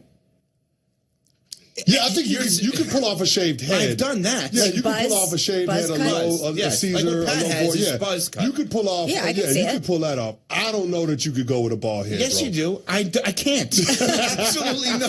There is zero part of. I know what Rob's doing. Rob's going to make me bald. It's going to happen. I'm going like to be AI? bald. Yes, like AI or Photoshop. What are you awake? Maybe not. I mean, so Come on, Smalls. Come what on, did you think he Smalls. was going to come in here and shave my head? Yes, he's going to Photoshop it. Small bald spot on the side. Just one. You know, People maybe have that. Nobody has a bald spot on the side. Stand by. Research is on it. I've never seen somebody have a bald That spot may on the be side some of their sort head. of. I don't. How do I say this properly? It's some sort of hair issue that they Yeah. have. That they maybe or a have scar, a something, scar, something exactly. of that nature. I've never seen a bald spot on the side of a guy's head. Google never has seen it. Google has a bunch of options here. Bald spot. Bald Smells. spots on the bald, side. When you say bald spot, everyone knows. It's like best way I could say it. It's like you're wearing a bald yarmulke. A kippah in the Jewish religion. It's literally like Yes, that's where it is. It's like, you know, That's my where it dad. is. My That's right. dad should actually go to temple more because it'll always cover the bald spot There you when you're go. wearing the yarmulke. Yeah, you know what? I didn't know Candy was Jewish. It's a new thing. I didn't know Candy converted. Something I'm trying, y'all. He has a Bear bald with me. spot. All of a sudden, I go to a bar mitzvah, and I'm like, what the hell is Cece doing here? He's actually the rabbi. He's leading the service. Oh, my God. I don't know if he's betting $18 or $36 on ESPN Bet, high or double high. But Cece will tell you about ESPN Bet right now. Oh, my God. Oh, my God. Oh, boy. That's when you put it up for him, Nuno. Oh, come on, Do your Nuno. job. Where Do you your at, buddy? job. Oh, man, ESPN Bet. I could have made some money last night if Pat Costello didn't mess it up with the play of the day. But listen up, from kickoff to cash out, ESPN Bet has the tools you need to score more on game days. Bet smarter with stats at your fingertips. Get personalized parlays built just for you. And with your fantasy team synced right in the app, you can back your squad. Right now, new customers get $100 in bonus bets when you make $10 wager. Sign up with promo code USL to get started today. Must be 21 or older. Gambling problem, call 1-800-GAMBLER. Terms and conditions apply. See app for details. Offer not available in New York. Football Sunday on ESPN Radio. A pair of undefeated NFC West rivals go head-to-head. Kyler Murray running into the end zone. Touchdown, Arizona. Kyler Murray and the 2-0 Arizona Cardinals face Mac Jones and the 2-0 San Francisco 49ers. Coverage begins Sunday at 4 Eastern on ESPN Radio. You ever wake up with a sore throat, feeling a little off, and you know you're getting sick? Well, getting sick and going on the IL isn't an option, especially for me when I'm traveling for work. You can try to see a doctor, well, good luck there, or go sit for hours in an urgent care. Nope. That's why you need a medical emergency kit. This isn't some cheap first aid kit, okay? Your medical emergency kit comes packed with doctor-prescribed meds. It's like having an urgent care and a pharmacy right there in your home. If you're coming down with the flu, bam, here's your Z-Pack. You've got gastrointestinal issues, here's your Bactrim. From Z-Pack to ivermectin, amoxicillin, and doxycycline to treat strep, pneumonia, sinus infections, UTIs, COVID, and more. It's all right there in your kit. Just match your symptoms to the guide or talk with their telehealth doc. No doctor waiting rooms, no pharmacy lines. Order online in minutes and get $50 off with code SPORTS at urgentcarekit.com/sports. Get yours now at urgentcarekit.com/sports, promo code SPORTS. The home of the Buckeyes, 850 ESPN Cleveland. Hey, I'm your mountain bike. Been a minute since we hit the trail. Why not roll me over to Goodwill? Donating me helps Goodwill's mission to provide career training and support services right here in the community. And that keeps us all moving. Donate today. On your left. To find your nearest Goodwill locations and to learn more about our mission, please visit Goodwill.org. Goodwill, where your things start new lives. You know that Big Bargain detergent jug is 80% water, right? It doesn't clean as well. 80% water? I thought I was getting a better deal because it's so big. If you want a better clean, Tide Pods are only 12% water. The rest is pure, concentrated cleaning ingredients. Oh, let me make an announcement. Attention shoppers, if you want a real deal, try Tide Pods. Stop paying for watered-down detergents. Pay for clean. If it's got to be clean, it's got to be Tide Pods. Water content based on the leading bargain liquid detergent. To help those who want to be helped, but may not be able to afford it. That's what PGA Tour winner Grayson Murray had envisioned for a foundation before he sadly took his own life at just 30 years old. His parents channeled their grief into creating the Grayson Murray Foundation, carrying out his vision to help those struggling with mental health and addiction. To donate and learn more, visit GraysonMurrayFoundation.com. The Grand National Rodeo and the Women of Rodeo are returning to the Cow Palace October 4th, 10th, and 11th. Get your tickets at cowpalace.com. Then click the Grand National Rodeo for all the excitement of the 2025 Boots by the Bay. There are children, friends, and families walking, riding, on paths and roads every day. Remember, they're real people with loved ones who need them to get home safely. Protect our cyclists and pedestrians, because they're people too. Go safely, California. From the California Office of Traffic Safety and Caltrans. Is that your phone? Yeah, it's my reminder to sign the petition. Petition? What petition? Well, the petition to save Prop 13. What? Yeah, the court's made it easier to raise taxes. We have to get this on the ballot or taxes will skyrocket. You gotta save Prop 13. Where do I sign the petition? At home. You go to saveprop13.com. Print, sign, mail, and save Prop 13. Saveprop13.com. I'm setting a reminder. Print, sign, mail, save Prop 13. Ad paid for by Protect Prop 13, a project of the Howard Jarvis Taxpayers Association.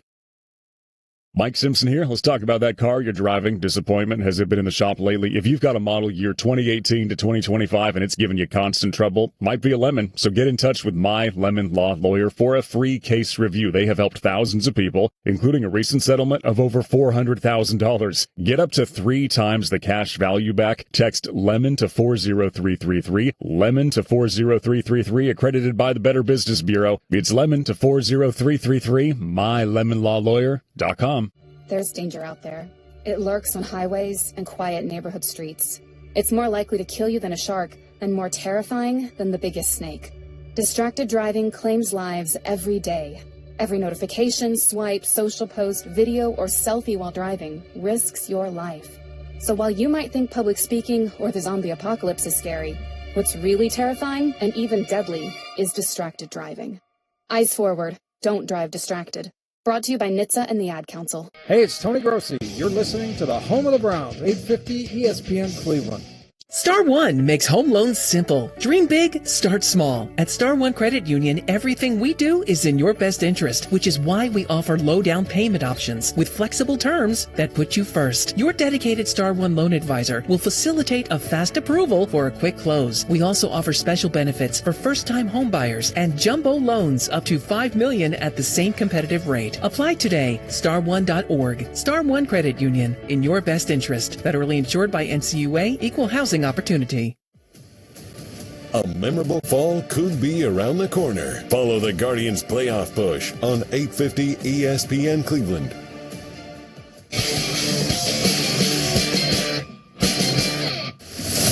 This is Unsportsmanlike. The traditions, the rivalries, the drama. Every week there was something magical. This is the most wide open college football season we've had ever. We don't have tomorrow or next year. We have now. College football lives here. ESPN Radio. Turbocharge your workout with new Lit V2 pre-workout from Beyond Raw. Reformulated to hit harder, last longer, and push you past your limit. Available now at GNC stores and at GNC.com. We are Unsportsmanlike here on ESPN Radio, ESPN2. We are presented by Progressive Insurance. So the Clemson Tigers have started out the season at 1-2. Very easily could have been 0-3. To be honest, you look at what they've done so far. They lost to LSU. They beat Troy 27-16, but that was a struggle. And they lost this past weekend 24-21. To Georgia Tech. Their head coach, national championship winning head coach, Dabo Swinney, spoke to the media yesterday and had this to say about his start with his team this year. If they want me gone, if they tired of winning, they can send me on their way because that's all we've done is win. So if they tired of winning, we've won this league 8 out of the last 10 years. Is that not good? I'm just asking. Is that good? I don't know if that's good or not. To win your league 8 out of 10 years, to go to the playoffs 7 out of 10 years, to be in 4 national championships, win it twice. Yeah, we're a little down right now. Take your shots, but I got a long memory, in case y'all don't know. We'll be all right. We'll bounce back. This is a program built to last. Always has been. Always will be. And I would just say if you give up on us, if you don't believe in us because we've lost 2 games down to the last straight and you didn't believe in us anyway, so it don't matter. You wasn't all in anyway. If you're all in, you burn the ships, man. There ain't no exit strategy. Like, you're freaking all in. And hey, listen, I mean, if Clemson's tired of winning, they send me on my way, but I'm going to go somewhere else and coach. I ain't going to the beach. Hell, I'm 55. I got a long way to go. Y'all going to have to deal with me for a while. I got a long way to go. I'm just getting going. I'm just now good enough to be a head coach. For point of comparison, or not comparison, but emphasis here, he is 181-49. 2 titles, 9 ACC titles, 12-9 in bowls, 6-5 in the college football playoff, 1 losing season as the full-time head coach. That came in 2010, 13 of 14 double-digit win seasons. He displayed his resume yesterday. He is technically right about all of his success. I don't think anyone would doubt that. We don't know if he were gone, if someone else could be as successful. So while he is right, technically, about his success, verbally displaying your resume may not be the best idea. What did you guys make of what Dabo did yesterday? Hit dog or holler, won't he? Mm-hmm. That's what it is. He's feeling it. And he knows his program is in decline. And this new era of college football don't look good on Dabo Swinney. So when he starts talking about everything that he's done at Clemson, he's talking about a lot of things in past tense because you ain't going to be able to talk about the future successes that the program anticipates having. There's no world that exists that Clemson is going to get back into the national championship conversation. They came into this weekend with 22-1 odds to win the Natty. They left the weekend 40-1 odds, and it's plummeting. This is not a good football team. And Dabo talks about how the program is built, saying it was, quote, built to last. Well, your version of being built to last involves recruiting at the prep ranks and anticipating that your kids are going to stay in your program 3, 4, 5 years. Guess what? College athletes aren't doing that anymore. They're just not. It is free agency every single year. And unless you embrace the transfer portal like all of these other major programs have, then you're going to be stuck on the treadmill of mediocrity. That is where the Clemson Tigers are at. And guess what? He can miss me with, we've won the ACC 8 of the last 10 years. We all know that all conferences aren't created equal. If you won the SEC, if you won the Big Ten, that's saying something. But the ACC perennially is not considered one of the elite conferences. It's just not. Even though they're a Power 4 conference, it's by name only, okay? So a conference title last year or a college football playoff appearance last year where you got your doors blown off in the first round against Texas, that's not enough to justify staying with the program. And Smalls, I said it earlier this week in my Upon Further Review, but I think it bears repeating or bears asking again. I don't know what the shelf life is for winning 2 national championships at one program. I don't know what it is. But it feels like in this moment, Dabo Swinney is testing that. Because it doesn't seem like the program is on the right track. It doesn't feel like they have the right trajectory. It can only get worse if Dabo continues to be headstrong with his approach when it comes to roster building and program building. Yeah, I don't know how much longer you can lean on the resume, to your point. And Dabo has been incredible at Clemson. He's brought 2 national championships there. He has ushered in a new era of Clemson football as the head coach. But with that comes expectations. And heading into this year, Clemson was ranked number 4. So for them to start the season 1-2, look the way that they do, yeah, there's going to be some questions. If people didn't have them in the mix, maybe we wouldn't be pressing this much. Maybe the conversation wouldn't be as loud, or maybe it would because of his success. Maybe he's always going to be held to this standard because he's a victim of his own success, especially now that Nick Saban isn't in college football anymore. We look to guys like Dabo to be dominant, to have that consistent success. But when you come into the year ranked number 4 with talks of the college football playoff, with true expectations, and this is how you start the season, you better have an answer. And it seems like all of the things that Dabo is bringing to the table is what he's accomplished in the past, not how he's going to fix it right now and what they're going to do moving forward. So I can confidently say that whoever follows him, whenever that is at Clemson, will not be as good as his past. I'll never be able to prove that until it happens, but I confidently can say that. Now, here's where this is different. So would I move on from Dabo Swinney if I was Clemson? Probably not, for the reason I just stated. That said, would I hire Dabo Swinney today if I were Clemson, knowing what he is? And that's more of the gray area. For example, I think we have to look at this as 2 different sports. What Dabo won 2 titles in that sport versus the sport he's in now. Odd comparison, but here we go. The at-home movie consumption business. Like Netflix? Would you hire the CEO of Blockbuster to be the CEO of Netflix? It's at-home movie consumption. You're watching movies, you're at home, and you're doing it. My answer would be no, because it's a different business altogether. Just because you were great with Blockbuster doesn't mean you're going to be great with Netflix, because it's actually a different business model, even though the overall thing is you're at home and you're consuming a movie. These young student athletes are playing college football. The era that Dabo Swinney dominated in is not the same era that we're living in today. It's a completely different business model amongst the same concept of college football.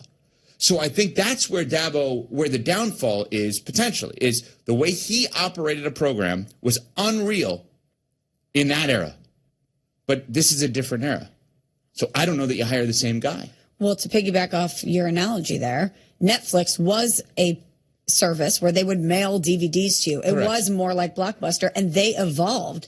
They realized that the landscape of media, the landscape of consumption was changing, and they evolved to be still a prominent player in the streaming game. They have original content. So I think, to your analogy here, Dabo needs to evolve more. He needs to continue to lean into this current landscape of college football, to the way athletes go about their business now, because it is more of a business than ever. And if he can't fully immerse himself in that and fully adapt, then maybe it is time for him to go somewhere else. And there's no shame in him saying, this is not for me. Right? He did it in a threatening way yesterday. Oh, he's not going to say it's not for him. He's not walking away from this.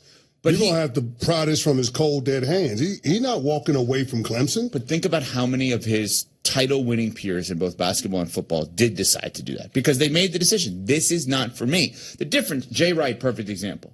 Villanova.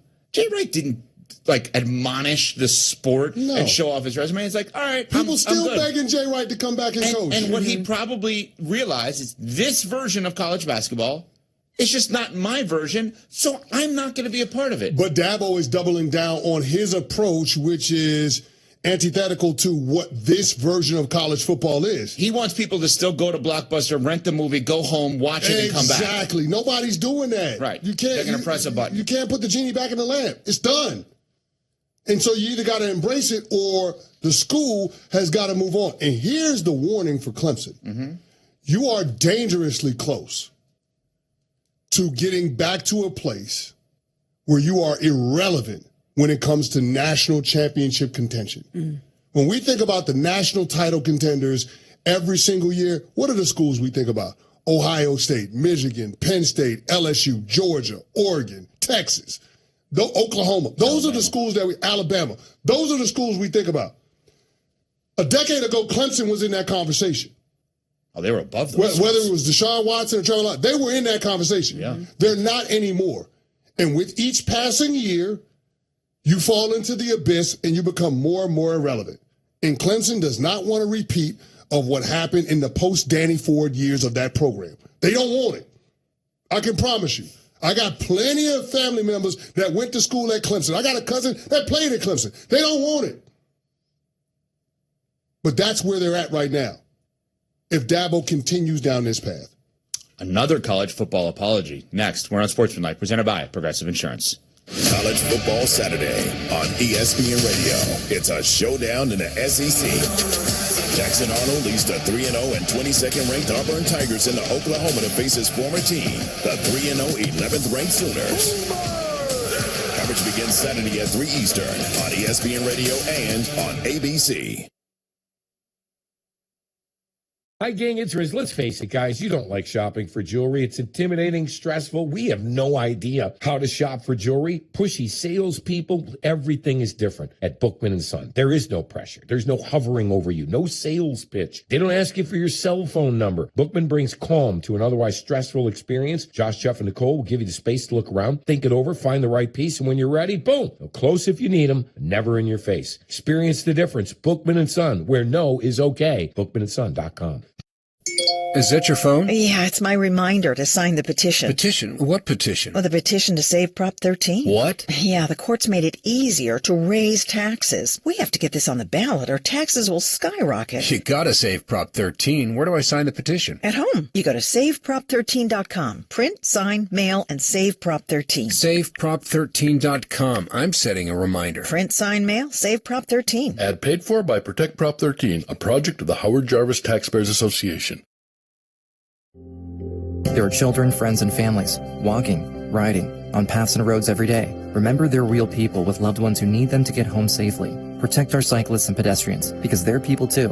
Go safely, California. From the California Office of Traffic Safety and Caltrans. Has your car been in the shop a lot lately? If it's been giving you constant trouble, it might be a lemon. My lemon law lawyer. You pay zero, manufacturer pays. If you have a car with problems, 2017 to 2025, they've helped thousands get out of their cars and up to 3 times the cash value back. Text LEMON to 40333. My lemon law lawyer. Text LEMON to 40333. MyLemonLawLawyer.com.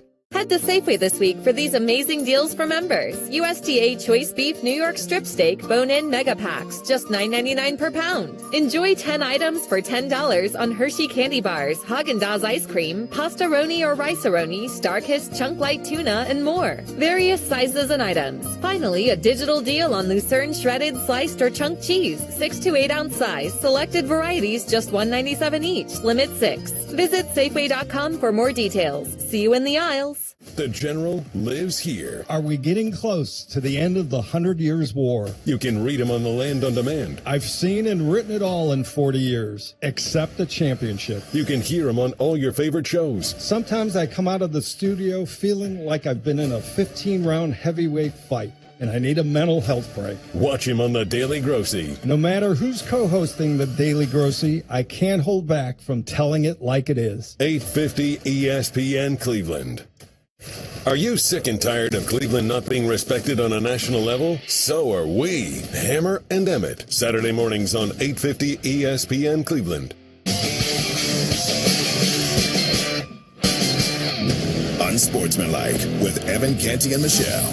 What are you seeing with your offense? Stop. We won the game 20-10. Try another question. What is going on with third down? It's one game. What do you want? You want us to win 70-0? No, I think people want to know why you can't run the ball. Did you see the last play of the game? Unsportsmanlike is presented by Progressive Insurance. If you're a renter, make sure you're protected. Renter's insurance includes options that cover stolen property, personal injury, and living expenses if your place is damaged. Quote Renter's Insurance at Progressive.com. That just now was the voice of LSU head coach Brian Kelly after the win on Saturday against the University of Florida. If you didn't hear it, you're going to want to, because he did follow up with something. But let's hear what he had to say on Saturday first after a win with a Q&A with a reporter postgame. What are you seeing with your offense? Stop. Really? Is that the first question? We won the game 20-10. Try another question. What do you want me to tell you? I just laid it out for you. We played the game to win the game. We played the game to win the game. All right. How about third down then? What is going on with third down? It's one game. Last game, we were great on third down. You're looking at this from the wrong perspective. LSU won the football game. I don't know what you want from me. What do you want? You want us to win 70-0 against Florida to keep you happy? No, I think people want to know why you can't run the ball, quite honestly. We can run the ball. Did you see the last play of the game? That's all you need. You just need one. There's some ridiculous questions, and I'm getting tired of it. That football team just worked their tail off to get an SEC win, and you want to know what's wrong. You know what? You're spoiled. You're spoiled. This team is 17-1 at night. 17-1. Give them some respect. How about that? Give them some respect instead of micro-analyzing every little thing. This is ridiculous. For a group of seasoned reporters, that kind of question is so out of line. 17-1 at night. For some reason, that's my biggest takeaway. Why does the time of day record matter? But anyway, night games LSU, it's a big thing. Big thing in Death Valley. They could play at 1 in the afternoon, 2 o'clock in the morning, 7 in the morning. It's LSU, and it's a win. Is a win. Exactly right, Smalls. So obviously that goes viral. That becomes a thing. He being Brian Kelly, LSU head coach, was on the Paul Feinbaum show yesterday, 3P to 7P on many ESPN radio stations plus the SEC network. And here is what Coach Kelly had to say to Paul yesterday. Yeah, and I guess that's the whole point, Paul. It's a mindset, right? You've just played an emotional game. You're coming in to questions, and the first one that you're dealing with is what's wrong with your offensive line, and so look, I needed to do a better job of handling that question. That's on me. I've got to be better moving forward.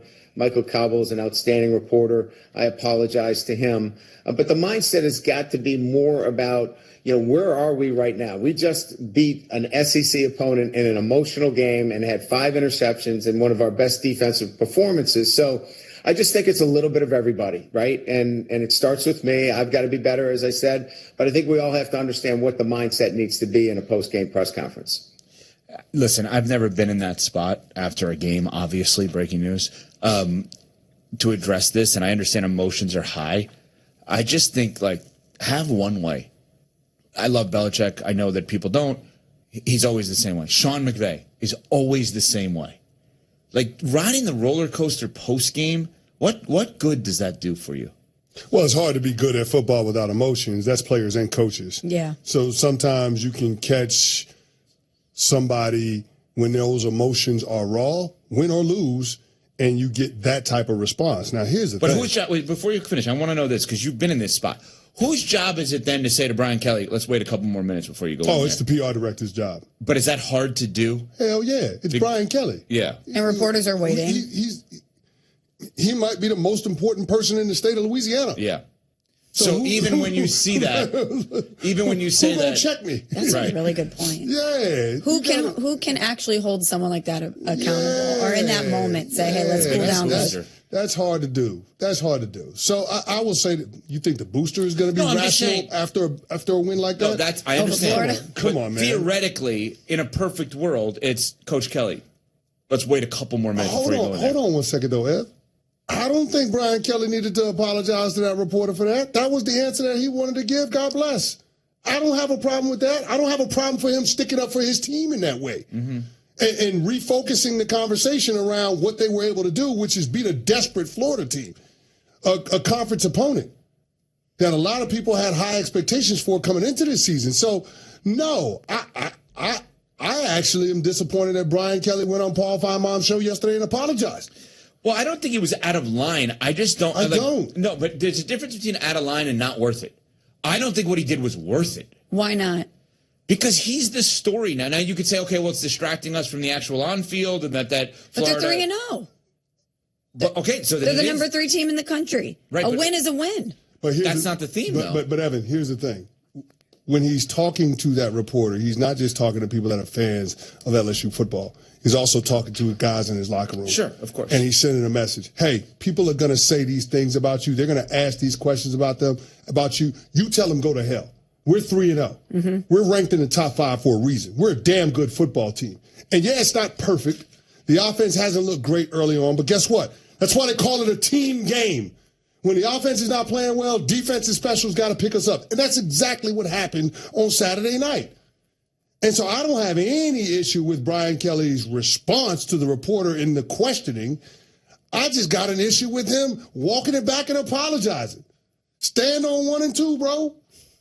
You said what you said, and that's what it is. You were setting a tone for your football team, and that's what you need to do in the early going. I had no problem with how Brian Kelly handled that press conference postgame. I didn't either. And I was kind of surprised by the pushback because, to your point, this is a game that elicits emotion. And for Brian Kelly, who entered this season with all the expectations in the world on him to get the job done at LSU, probably post-game is feeling pretty good. Yeah, there were some questions on offense. Yeah, there are some things that he would certainly like to button up. I know that the reporter mentioned 3rd down. They went 4 for 14 against Florida in that spot. They obviously want to improve there. But you're still undefeated. You just beat an SEC opponent. And to his point, it probably feels like he can't do anything right, that it's never going to be good enough unless he's standing on the field in confetti. And I know that that's the expectation that comes with certain programs, LSU being one of them.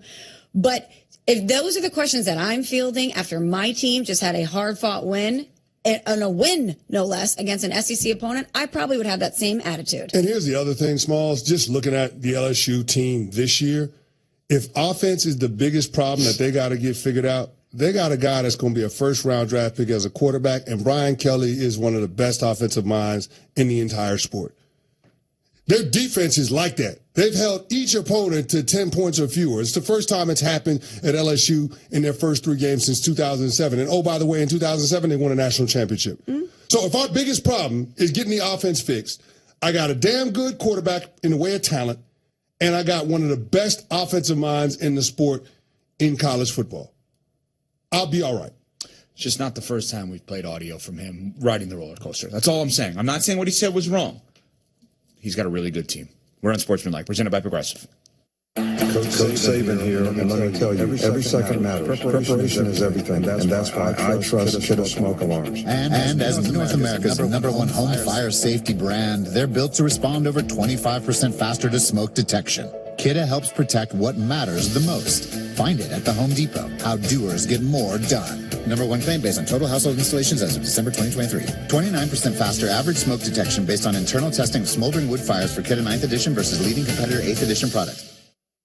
From kickoff to cash out, ESPN Bet has the tools you need to score more on game days. Bet smarter with stats at your fingertips. Get personalized parlays built just for you. And with your fantasy team synced right in the app, you can back your squad. Right now, new customers get $100 in bonus bets when you bet $10. Sign up with promo code USL to get started. Must be 21 plus. Gambling problem? Call 1-800-GAMBLER. Terms and conditions apply. See app for details. Offer not available in New York. There are children, friends, and families walking, riding, on paths and roads every day. Remember, they're real people with loved ones who need them to get home safely. Protect our cyclists and pedestrians, because they're people too.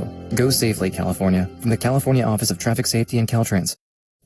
Is that your phone? Yeah, it's my reminder to sign the petition. Petition? What petition? Well, the petition to save Prop 13. What? Yeah, the court's made it easier to raise taxes. We have to get this on the ballot or taxes will skyrocket. You gotta save Prop 13. Where do I sign the petition? At home. You go to saveprop13.com. Print, sign, mail, and save Prop 13. Saveprop13.com. I'm setting a reminder. Print, sign, mail, save Prop 13. Ad paid for by Protect Prop 13, a project of the Howard Jarvis Taxpayers Association. Meet ESPN Cleveland's Brian Windhorst. Anybody who knows and loves the NBA knows that Brian Windhorst is the best NBA analyst in the entire world. I mean, I don't want to be aggregated off what I'm going to say here. And one thing about Wendy is he stands on business. You can be angry at me. You can tell me I'm wrong. You can say I'm full of it. You don't want to believe me. You want to rip me. Go for it. Over 100 years of experience. More than 30 years talking Cleveland sports. 850 ESPN Cleveland. Has your car been in the shop a lot lately? If it's been giving you constant trouble, it might be a lemon. My lemon lawyer. You pay zero, manufacturer pays. If you have a car with problems, 2017 to 2025, they've helped thousands get out of their cars and up to 3 times the cash value back. Text LEMON to 40333. My lemon lawyer. Text LEMON to 40333. MyLemonLawLawyer.com. Head to Safeway this week for these amazing deals for members. USDA Choice Beef New York Strip Steak Bone-In Mega Packs, just $9.99 per pound. Enjoy 10 items for $10 on Hershey Candy Bars, Haagen-Dazs Ice Cream, Pasta-Roni or Rice-A-Roni, Starkist Chunk Light Tuna, and more. Various sizes and items. Finally, a digital deal on Lucerne Shredded, Sliced, or Chunk Cheese, 6 to 8 ounce size. Selected varieties, just $1.97 each. Limit 6. Visit Safeway.com for more details. See you in the aisles. There are children, friends, and families walking, riding, on paths and roads every day. Remember, they're real people with loved ones who need them to get home safely. Protect our cyclists and pedestrians, because they're people too. Go safely, California. From the California Office of Traffic Safety and Caltrans. At Star One, we make saving simple because everything we do is in your best interest. That's why we provide super simple products with the best rates possible, like our savings account, which we have increased to pay an outstanding return at 3.51% annual percentage yield. That's way above the market average. Apply today at star1.org. Star One Credit Union, in your best interest. Federally insured by NCUA. Rate current as of September 1st, 2025, and is subject to change. $50 minimum deposit to open account and earn APY. This is Kevin Stefanski. You're listening to 850 ESPN Cleveland, the home of the Browns, WKNR Cleveland, a Good Karma brand station. Unsportsmanlike with Evan Canty and Michelle.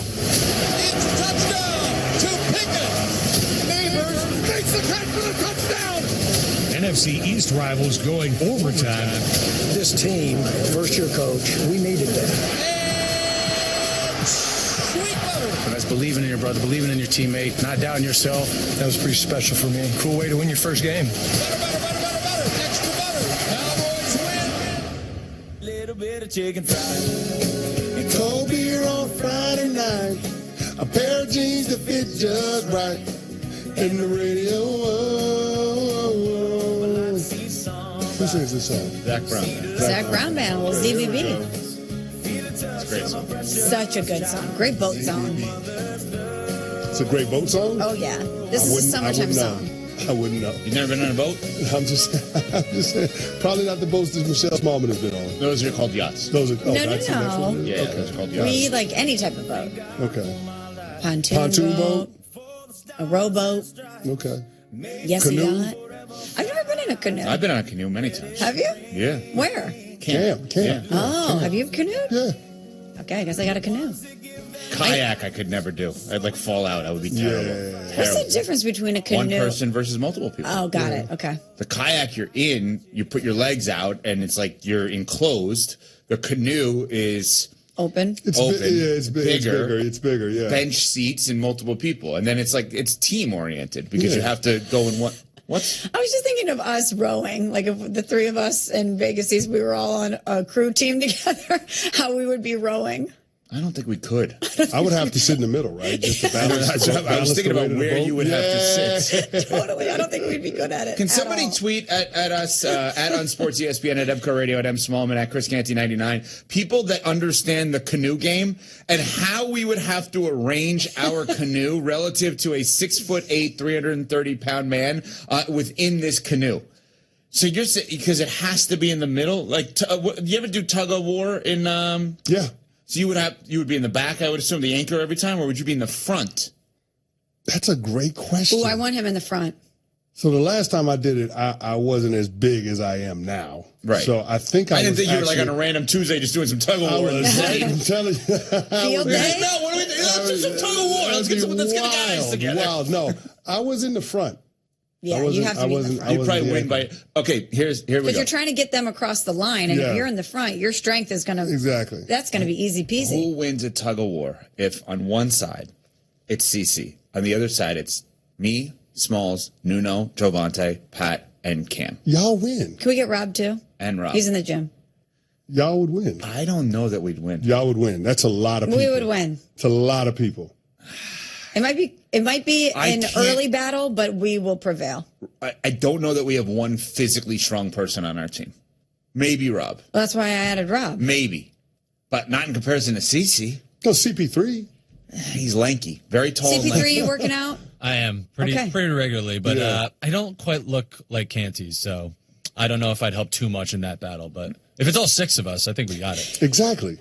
Whoever is in the front is going to be a sacrifice on our team. Because you're going to get that initial yank, and someone's going to fall forward. I would do it because I'll go toe to toe. Like the other day, I didn't back down until I had to when he was doing the strip sack until I almost broke because of it. So I'm dumb enough to be competitive enough to go toe to toe. I still don't believe that you were holding on to that football as hard as you could. That's how weak I actually am.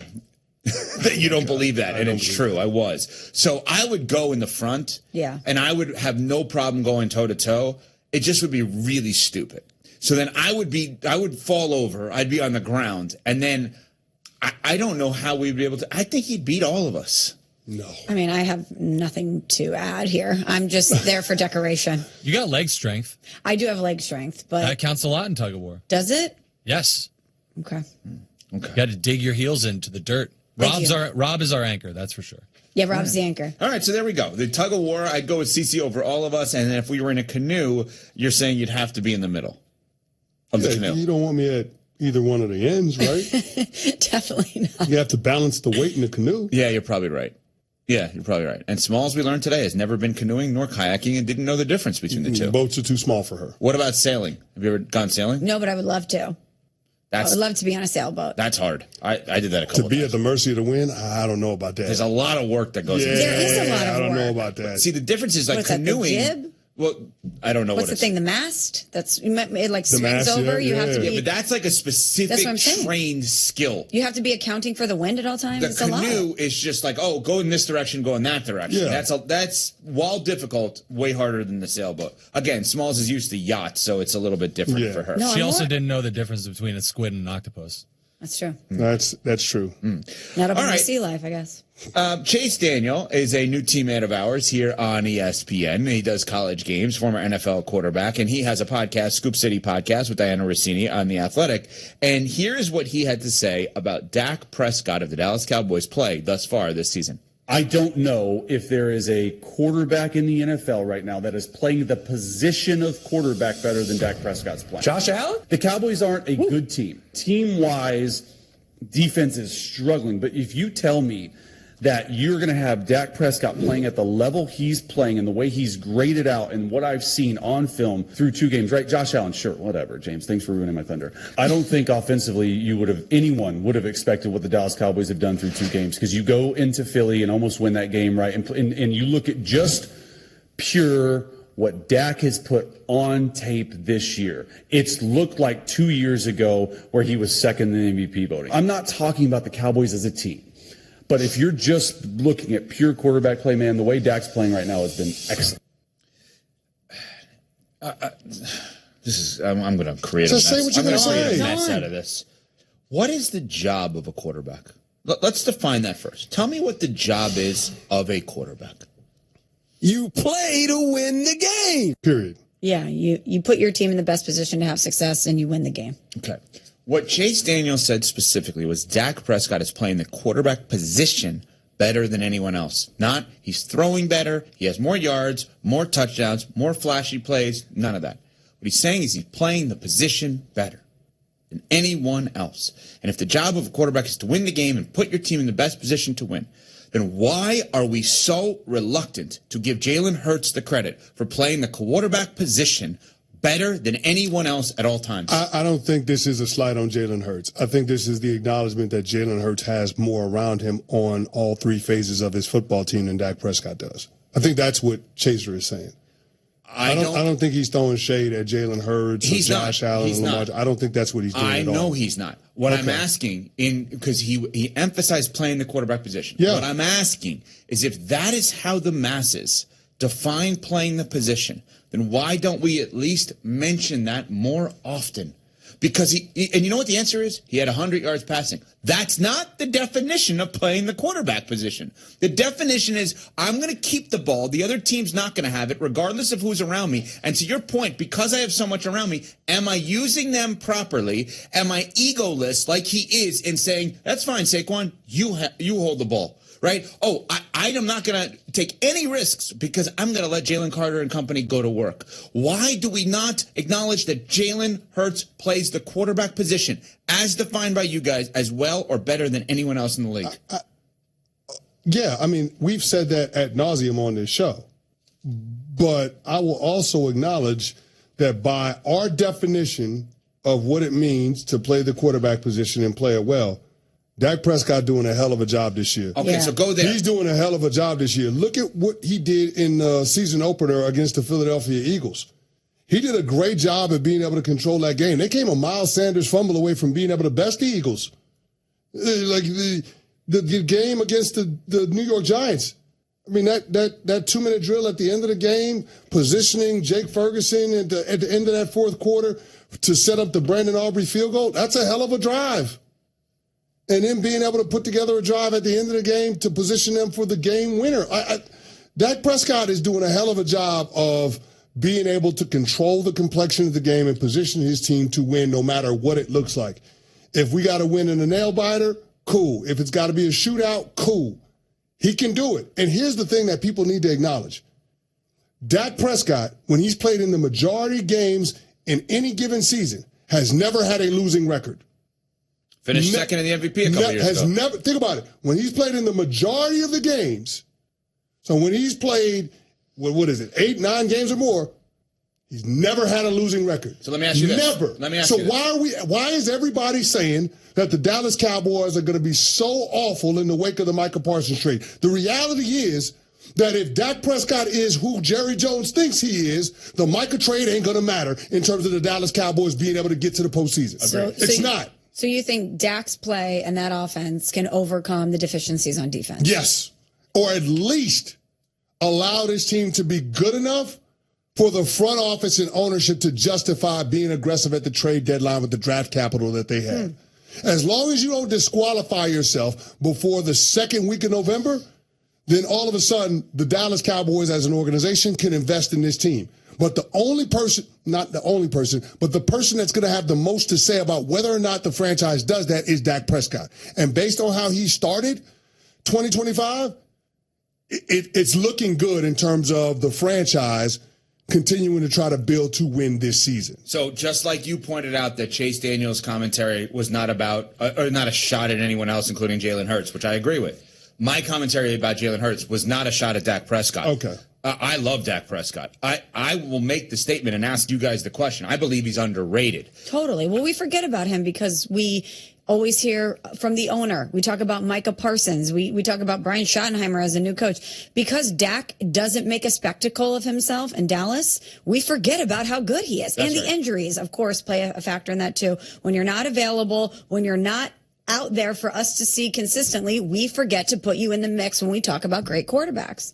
Absolutely. Yeah, the problem with Dak Prescott is the injuries. Yeah. That's the part that's problematic, and everybody has to acknowledge it. In 3 of the 5 previous seasons, you're talking about his year being cut short. Yeah. And him missing a ton of games. So at some point, something about that has to change. But I will say the version of Dak that we're seeing now, a guy that's come in, slimmed up, looking more athletic, moving around more, he's doing a lot of the things that he did early on in his career that made him so successful. So, yeah, I believe in this version of Dak Prescott. Is he underrated? Is Dak Prescott underrated? At this point, yeah. Yeah. It's crazy to say it because he's the highest paid player in the league. But he's gotten to the territory now where he's underrated. And he's gotten the job done for the Dallas Cowboys, just like Granger. Yes. As you know, managing maintenance, repair, and operations is never easy, but for the ones who always rise to the challenge, Granger has your back. From professional-grade products you can count on to fast, dependable delivery, they're there to help you keep things running smoothly. Plus, their technical product specialists are here to help answer your toughest questions. And because Granger knows safety is always a priority, they're committed to being your partner in protecting both your people and your facilities. Call 1-800-GRANGER, click Granger.com, or just stop by. Granger, for the ones who get it done. Introducing the all-new ESPN app. All of ESPN, all in one place. Your home for the most live sports and the best championship moments. The electricity is palpable. Step up your game with no annual contract required. Level up for more on the ESPN app or at stream.espn.com. As a scientist, I can tell you that Sundays are only 24 hours long. But with NFL Sunday Ticket and YouTube TV, you get every game every Sunday all in one place. That's upwards of 30 hours of NFL in one day. How can there be 30 hours in 24 hours, you ask? I have a theory. Magic. New users get NFL Sunday Ticket for 8 payments of $34.50 per month. Sign up at NFLSundayTicket.com. Local and national games on YouTube TV. NFL Sunday Ticket for out-of-market games excludes digital-only games and commercial use. Terms and embargoes apply. Availability varies. This is the story of the one. As a maintenance supervisor at a manufacturing facility, he knows keeping the line up and running is a top priority. That's why he chooses Granger. Because when a drive belt gets damaged, Granger makes it easy to find the exact specs for the replacement product he needs. And next day delivery helps ensure he'll have everything in place and running like clockwork. Call 1-800-GRANGER, click Granger.com, or just stop by. Granger, for the ones who get it done. Let the team at Bookman & Son take the stress and worry out of jewelry shopping. Find your perfect piece in a calm, hassle-free environment. Get to 8803 Brecksville Road or go to bookmanandson.com. There are children, friends, and families walking, riding on paths and roads every day. Remember, they're real people with loved ones who need them to get home safely. Protect our cyclists and pedestrians because they're people too. Go safely, California. From the California Office of Traffic Safety and Caltrans. Is that your phone? Yeah, it's my reminder to sign the petition. Petition? What petition? Well, the petition to save Prop 13. What? Yeah, the courts made it easier to raise taxes. We have to get this on the ballot or taxes will skyrocket. You gotta save Prop 13. Where do I sign the petition? At home. You go to SaveProp13.com. Print, sign, mail, and save Prop 13. SaveProp13.com. I'm setting a reminder. Print, sign, mail, save Prop 13. Ad paid for by Protect Prop 13, a project of the Howard Jarvis Taxpayers Association. Mike Simpson here. Let's talk about that car you're driving. Disappointment. Has it been in the shop lately? If you've got a model year 2018 to 2025 and it's giving you constant trouble, might be a lemon. So get in touch with My Lemon Law Lawyer for a free case review. They have helped thousands of people, including a recent settlement of over $400,000. Get up to 3 times the cash value back. Text LEMON to 40333. LEMON to 40333. Accredited by the Better Business Bureau. It's LEMON to 40333. MyLemonLawLawyer.com. The Grand National Rodeo and the Women of Rodeo are returning to the Cow Palace October 4th, 10th, and 11th. Get your tickets at cowpalace.com. Then click the Grand National Rodeo for all the excitement of the 2025 Boots by the Bay. Head to Safeway this week for these amazing deals for members. USDA Choice Beef New York Strip Steak Bone-In Mega Packs, just $9.99 per pound. Enjoy 10 items for $10 on Hershey Candy Bars, Haagen-Dazs Ice Cream, Pasta-Roni or Rice-A-Roni, Starkist Chunk Light Tuna, and more. Various sizes and items. Finally, a digital deal on Lucerne Shredded, Sliced, or Chunk Cheese, 6 to 8 ounce size. Selected varieties, just $1.97 each. Limit 6. Visit Safeway.com for more details. See you in the aisles. Evan, Canty, and Michelle. 850 ESPN Cleveland is unsportsmanlike. Weekdays starting at 6 a.m.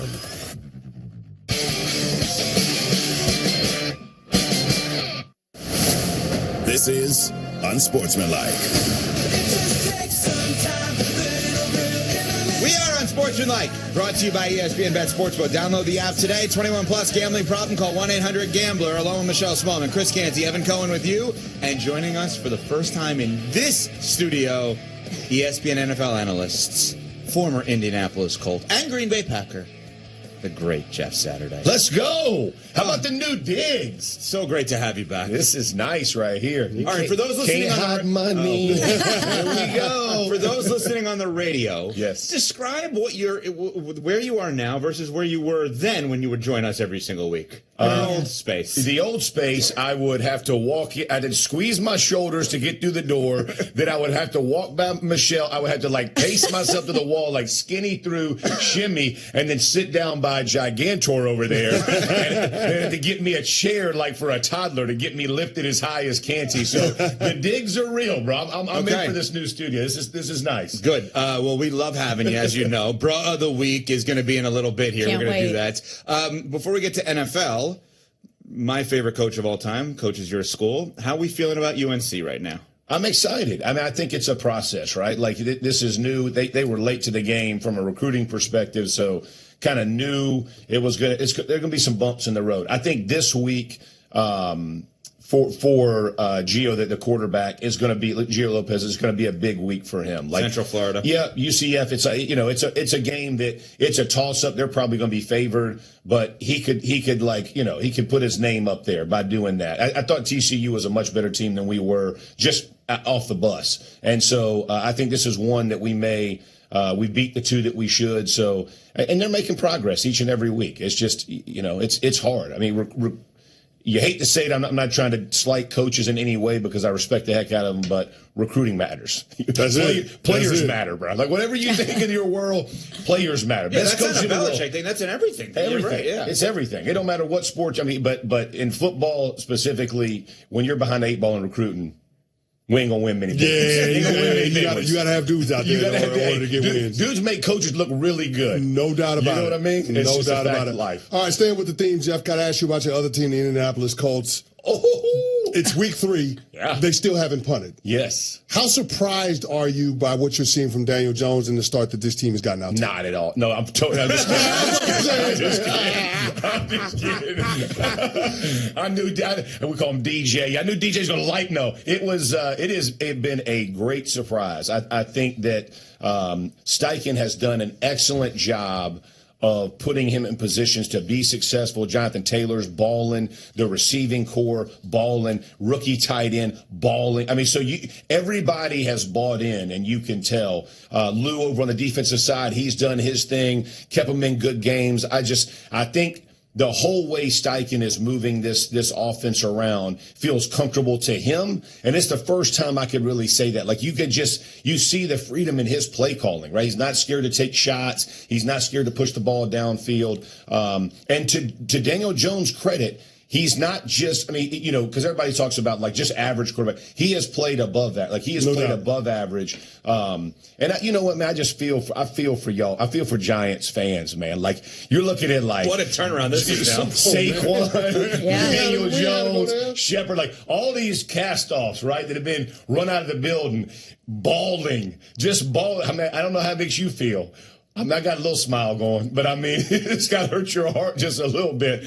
But I am very excited about where the Colts are. Can they win the division? Absolutely. I had them picked before this. This is a very good football team, and if they, don't harm themselves, right? Turnovers, that's kind of the fear with Daniel Jones, right? Early in his career, fumbles, turnovers. You protect the football. I think Steichen does a great job of keeping you in games. You're going to win a lot of tight ones. And their receiving core, they all do something different, right? Whether it's Pittman, whether it's Downs, none of them look the same. Yeah, Pierce, they all do different things. And so none of them have to be the guy. Each week it can rotate who the guy is. And I think that's unique in today's game, right? We don't have the guy, but all of those guys together complement each other really well. And I think that helps Daniel Jones as well.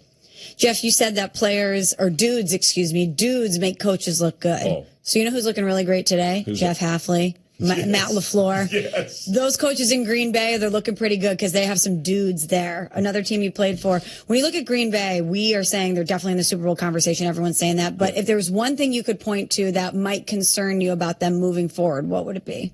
Turnovers offensively, right? Does Jordan Love keep the, and they've done a good job, right? I think LaFleur is Steichen, like these guys are great. They're great play callers as well. LaFleur gives his team a fantastic advantage, I think, in play calling. But you got to protect the football, and it doesn't matter how good your defense is. There's going to be games where it's going to look ugly. It's not going to be as productive as you want it to be.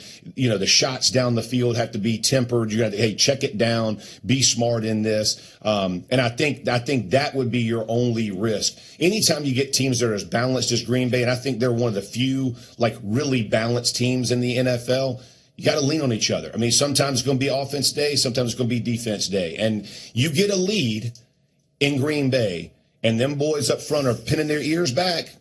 That's an all day. That's a lunch pail day, which is a nightmare for an offensive line. They will get after you. And not just Micah Parsons, but you can spread it around. Their front seven will get after you. And I think that advantage, because again, all teams are built a little bit differently, but I think they are as balanced on defense as they are on offense. One doesn't necessarily have to carry the other, and that's a treasure, really, in the NFL. We're talking with ESPN NFL analyst, Super Bowl champion Jeff Saturday here on Unsportsmanlike on ESPN Radio, presented by Progressive Insurance. Finish this sentence for me. The tush push in 2025 is still a great play.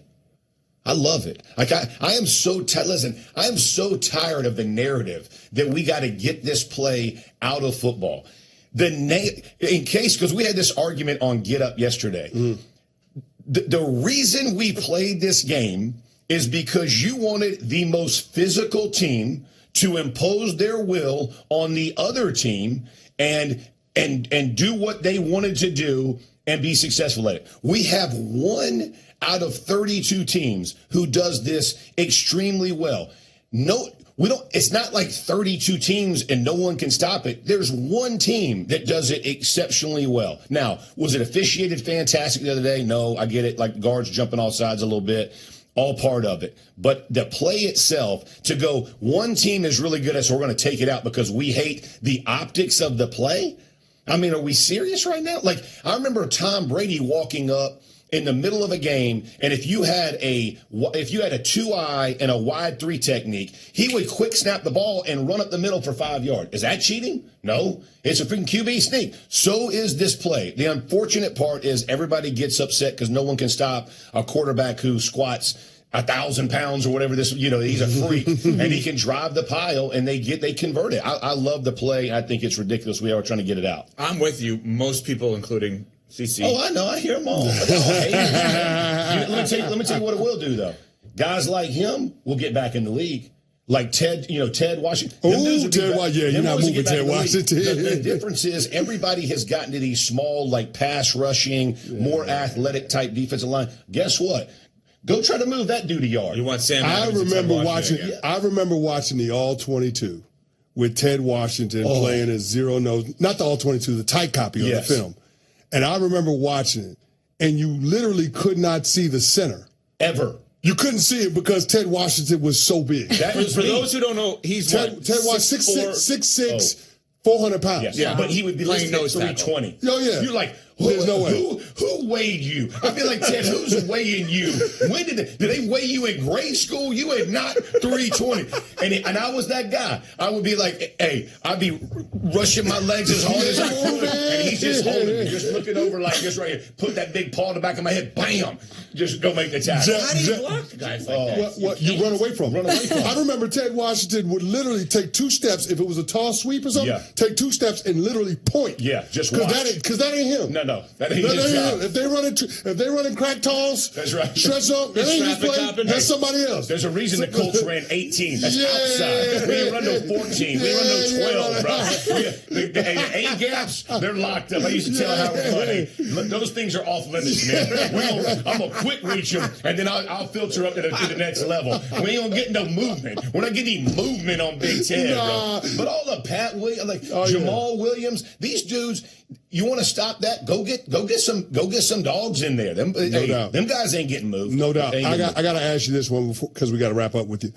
We've seen a rash of quarterback injuries again in the league. We had one a couple of years ago. Yep. It feels like it's coming back around. J.J. McCarthy banged up. Jaden Daniels banged up. Joe Burrow on IR.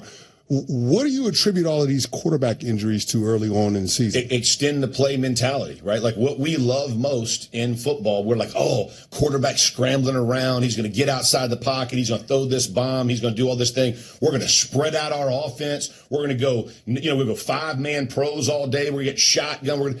All of those things inherently get your quarterback hit. Look, I mean, I remember when we were installing plays in Indy, the first thing we talked about was protection. And Tom Moore, the great Tom Moore, who will be in the Hall of Fame as assistant coach, it was you can take all these plays and use them as toilet paper. I'm gonna church it up because if we can't block them, we ain't gonna run them. Like it doesn't matter. And so many teams now try to do it schematically. They're like, oh, we're gonna like let the defense see everything. No one goes under center anymore. No one gets 2 tight ends in there. Stay blocked. Do those things. All that stuff matters, man. It's real ball. And the teams that are doing it, they're protecting their quarterback and their offenses are successful. The ones that ain't, and listen, Joe Burrow, the quarterback's got to get out of their hand. Their offensive line's got to do better. But from a coaching perspective, protection has to be the emphasis, and if it's not, that's what's going to happen. Guys, quickly, got to write down your guesses because it is time. First time this season, first time in our new studio.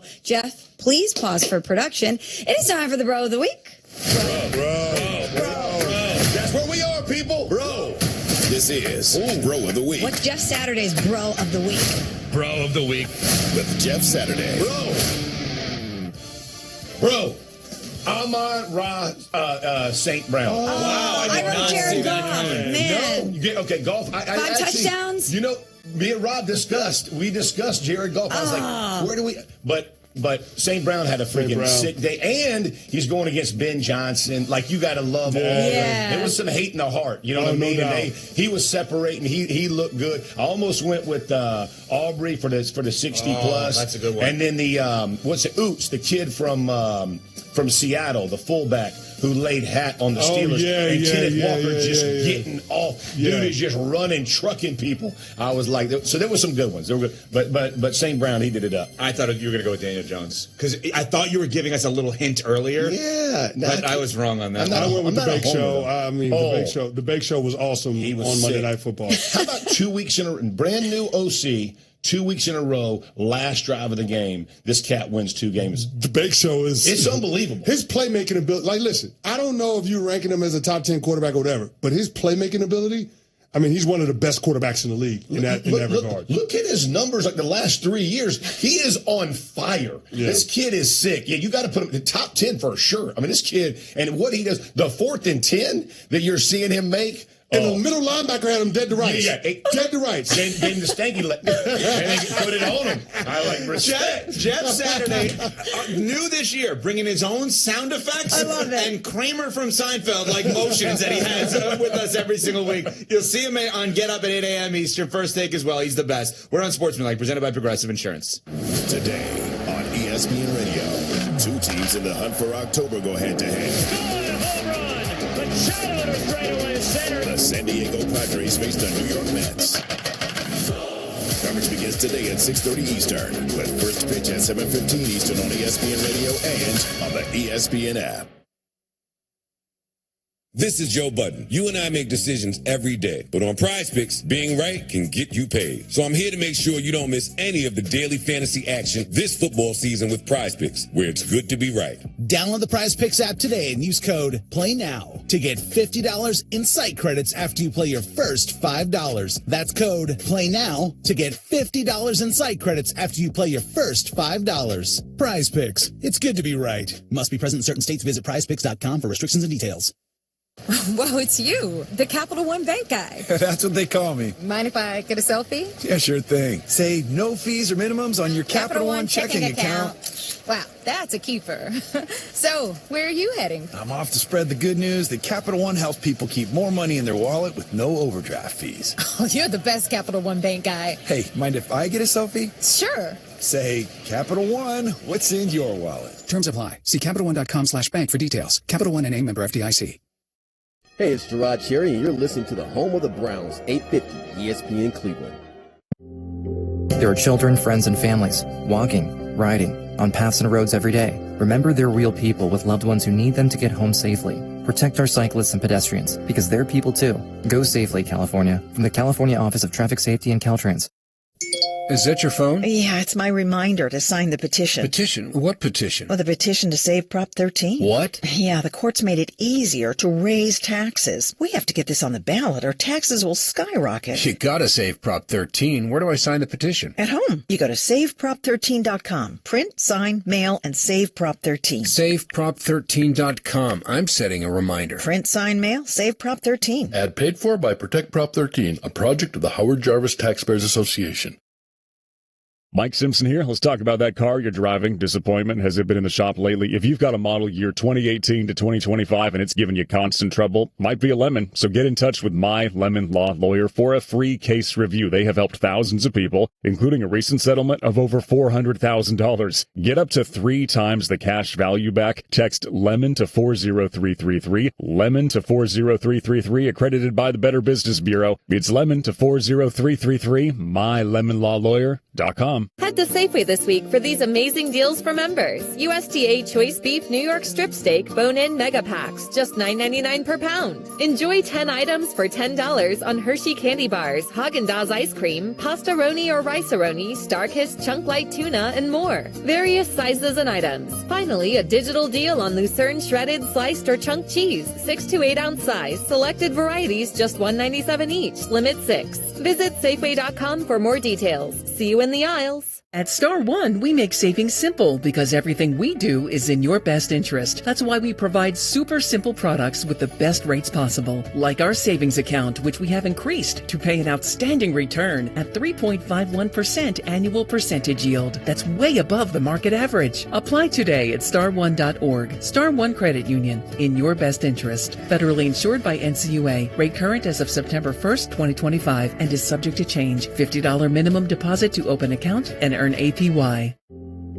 There are children, friends, and families walking, riding, on paths and roads every day. Remember, they're real people with loved ones who need them to get home safely. Protect our cyclists and pedestrians, because they're people too. Go safely, California. From the California Office of Traffic Safety and Caltrans. At Maurice's, we're all about great jeans. You know, the ones that fit you just right. The ones that go from work days to weekends and everywhere in between. The ones that simply make you feel good. Because you don't just wear jeans, you live in them. With 25 sizes, 5 lengths, and 6 denim brands, you've got options. And fit experts in every store to make jean shopping easier. Find great jeans starting at $29.90 in stores and at Maurices.com.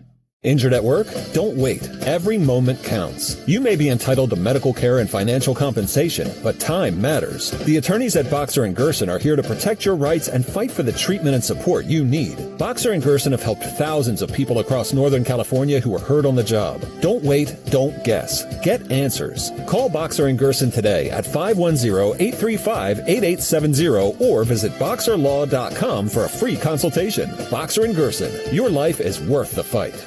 The home of the Buckeyes, 850 ESPN Cleveland.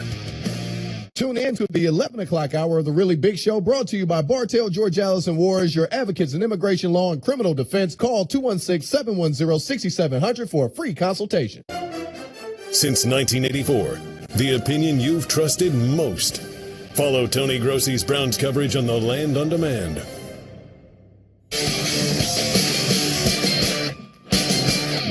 Unsportsmanlike with Evan Canty and Michelle.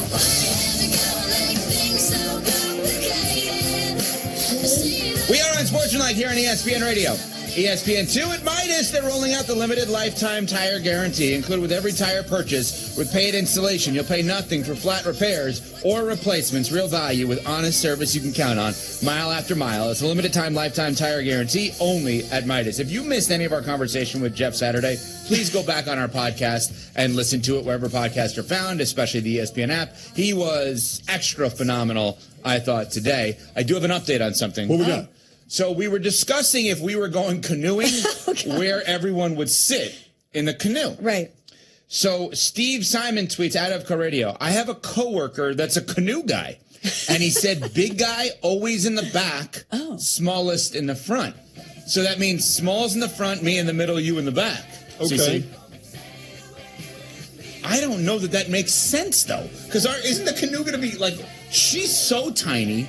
Yeah. And you're so big that I feel like the canoe is going to be at a right angle in the air, in the water. It doesn't seem like the canoe is going to be level, which could be problematic on the water. Absolutely. Yeah, I don't know about that. I do like the idea of me in the front kind of turning around and giving instruction, cheering you guys on. Because we know I'm not going to contribute much. Small man at the bow, giving me orders. Come on, you guys. Listen, I don't want to be confidently wrong, but that don't sound right. I agree with you. It does, on the surface, again, people could tweet at us at Evco Radio, at M. Smallman, at Chris Canty 99, at Unsports ESPN as to where we would physically sit if the three of us would go canoeing. Because CeCe's point is he would have to be in the middle to balance it out. Mm-hmm. I'm significantly heavier than Smalls, and you're significantly heavier than me. Yeah. So, the weight distribution does not feel right. No, we are to go 1, 2, 3. There's me, no CC, that does not feel right. Speaking of places that we're going to sit, are we going to sit at a different spot in Lambeau Stadium when we go back for Monday Night Football against the Eagles? I don't know. What do you think? Because I kind of liked our setup prior. We had a pretty good setup. The Tundra Trio obviously is the go-to in terms of pregame, but I'm just saying when we go to the stadium, are we sitting in the same seats? Do we need to be closer? Do we need to be at a different vantage point in the stadium? All right, let me give some love that this is happening. You are a bona fide Packer backer. You are ready to go. The day before, there's a Bucks-Rockets game in Milwaukee. We'll be there. So we sitting courtside there? Like I'm just saying, it's my birthday weekend.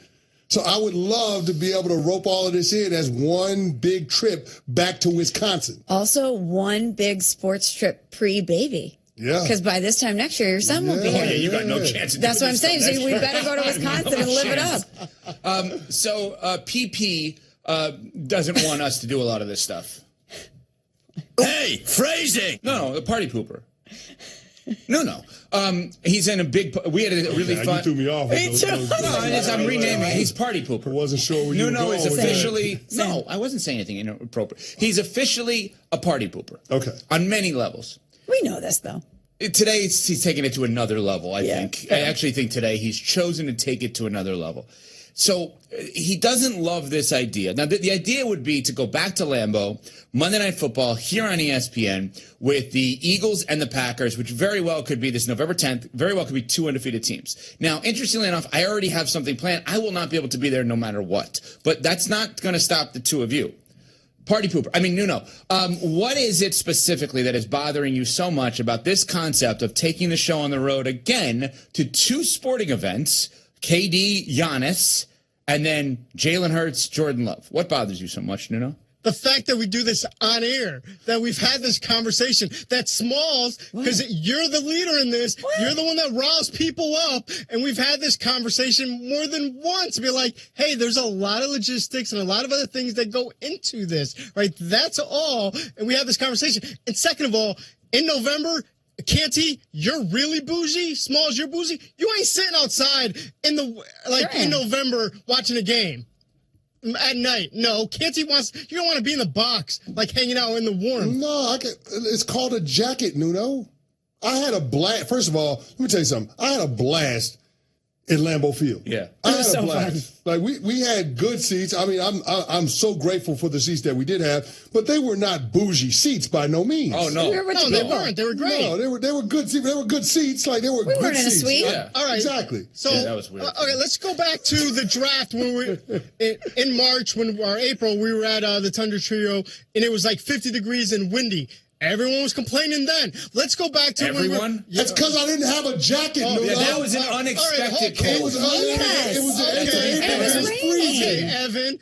Let's go back to a couple months before we moved into the new studio at Seaport, where Smalls would complain if it was 70 degrees. That's true. She would. So, like, now you're telling me it's going to be 45. Okay, hold on, because I wasn't able to wear a big coat and a beanie and some gloves in the studio. I would obviously prepare for whatever weather we had. Yeah, to be fair, the draft was an unexpected cold weather environment because all of us prepared as if, like what we're wearing today. CC has a hoodie on. Yeah. I have, like, a little jacket on. Well, Small's wearing a T-shirt. But theoretically, like, these were our outfits for the draft.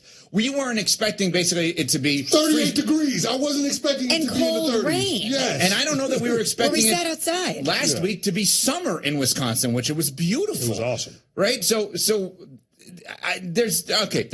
party pooper. There's some hiccups in your argument here. Also, it's only a couple hours outside. We're going to be inside for the Bucks Rockets game. We'll be inside at the Tundra Trio prior to kickoff. So we just have a couple hours outside in the cold, and we'll be loving it because it's going to be two great football teams going against each other. Football weather at Lambeau. No doubt. Football weather at Lambeau Field. You know what this is about, right?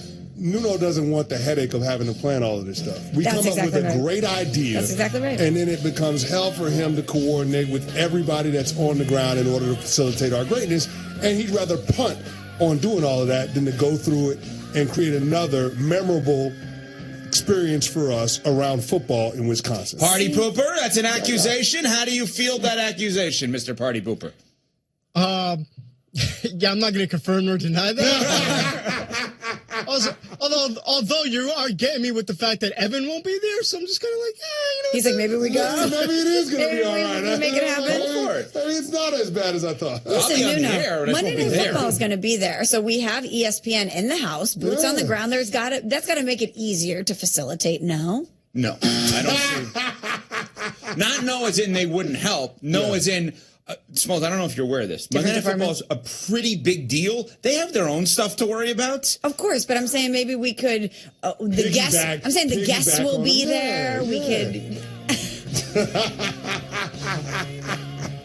I'm just thinking the whole crew is going to be there. Of course, they're going to want to jump on Sportsmanlike. It feels like it's a great opportunity, though, right? Exactly. If you're going to have NFL Live there, you're going to have Monday Night Football there. Why not have the day start with Unsportsmanlike? That's from right. Wisconsin? We kick off the day. We are the opening act, and then we just have a whole day of ESPN at Lambeau. I have an idea. In Green Bay. Now, Nuno's not going to like this, Mr. Party Pooper, because it's a logical idea what I'm about to throw out there. Here's how you actually get this done. Can you figure out a way of NFL Live setting up at the Tundra Trio?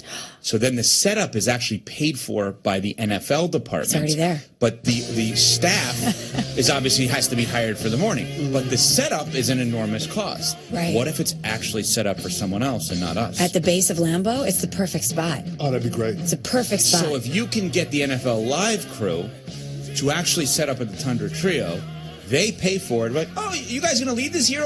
We'll just use it in the morning before you get here. We'll just power it on in the morning. That's your move. That's your move. Now, staffing, obviously, you're going to need, we need people. Nuno will handle that. Nuno's got that? Yeah. You know what Nuno needs right now? Nutrafol, because he is pulling his hair out listening to this. I'll tell you that much. Absolutely. Have you heard of Nutrafol and thought, do hair growth supplements actually work? Well, ask the 1.5 million people taking it, including me. I take it. I love it. My hair is growing long and strong. Nutrafol is the #1 dermatologist recommended hair growth supplement brand, clinically tested using industry-leading hair measurement tools like hair counts, pull tests, and published peer-reviewed studies. Plus, it's NSF content certified, so you know it's safe and you know it's reliable. You're going to see results in just 3 to 6 months, and you will be blown away. I know I was. Go to Nutrafol.com. You can get $10 off your first month, plus free shipping. It's Nutrafol.com, spelled Nutrafol.com. Hey, this is Rich Eisen. Coming up on Wednesday's show, Hall of Fame quarterback Kurt Warner in his usual Wednesday spot. Colts running back of the moment. Jonathan Taylor will join us, and comedian Andrew Santino in studio at my Power Rankings. That's Wednesday on The Rich Eisen Show on Disney+, the ESPN app, and ESPN Radio.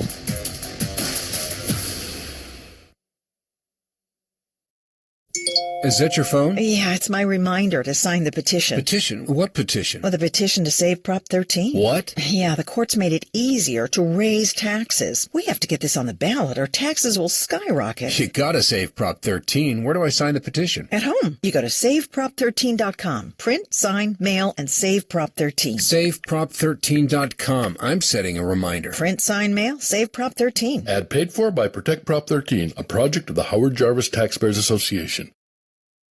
The Grand National Rodeo and the Women of Rodeo are returning to the Cow Palace October 4th, 10th, and 11th. Get your tickets at cowpalace.com. Then click the Grand National Rodeo for all the excitement of the 2025 Boots by the Bay. There are children, friends, and families walking, riding, on paths and roads every day. Remember, they're real people with loved ones who need them to get home safely. Protect our cyclists and pedestrians, because they're people too. Go safely, California. From the California Office of Traffic Safety and Caltrans. Has your car been in the shop a lot lately? If it's been giving you constant trouble, it might be a lemon. My lemon law lawyer. You pay zero, manufacturer pays. If you have a car with problems, 2017 to 2025, they've helped thousands get out of their cars and up to 3 times the cash value back. Text LEMON to 40333. My lemon law lawyer. Text LEMON to 40333. MyLemonLawLawyer.com. Head to Safeway this week for these amazing deals for members. USDA Choice Beef New York Strip Steak Bone-In Mega Packs, just $9.99 per pound. Enjoy 10 items for $10 on Hershey Candy Bars, Haagen-Dazs Ice Cream, Pasta-Roni or Rice-A-Roni, Starkist Chunk Light Tuna, and more. Various sizes and items. Finally, a digital deal on Lucerne Shredded, Sliced, or Chunk Cheese, 6 to 8 ounce size. Selected varieties, just $1.97 each. Limit 6. Visit Safeway.com for more details. See you in the aisles. At Star One, we make saving simple because everything we do is in your best interest. That's why we provide super simple products with the best rates possible, like our savings account, which we have increased to pay an outstanding return at 3.51% annual percentage yield. That's way above the market average. Apply today at star1.org. Star One Credit Union, in your best interest. Federally insured by NCUA. Rate current as of September 1st, 2025, and is subject to change. $50 minimum deposit to open account and earn APY. Game day just got an upgrade. Whether you're gearing up or winding down, Westfield Valley Fair is your go-to spot. Hit the latest gear at Shoe Palace, grab bold bites at Shake Shack and Eataly, and catch the action on big screens at King's Fish House. From premium shopping to epic eats and entertainment, make every football Sunday legendary. Westfield Valley Fair, where football fans fuel up in style. The home of the #1 team in the country. The Ohio State Buckeyes play on 850 ESPN Cleveland.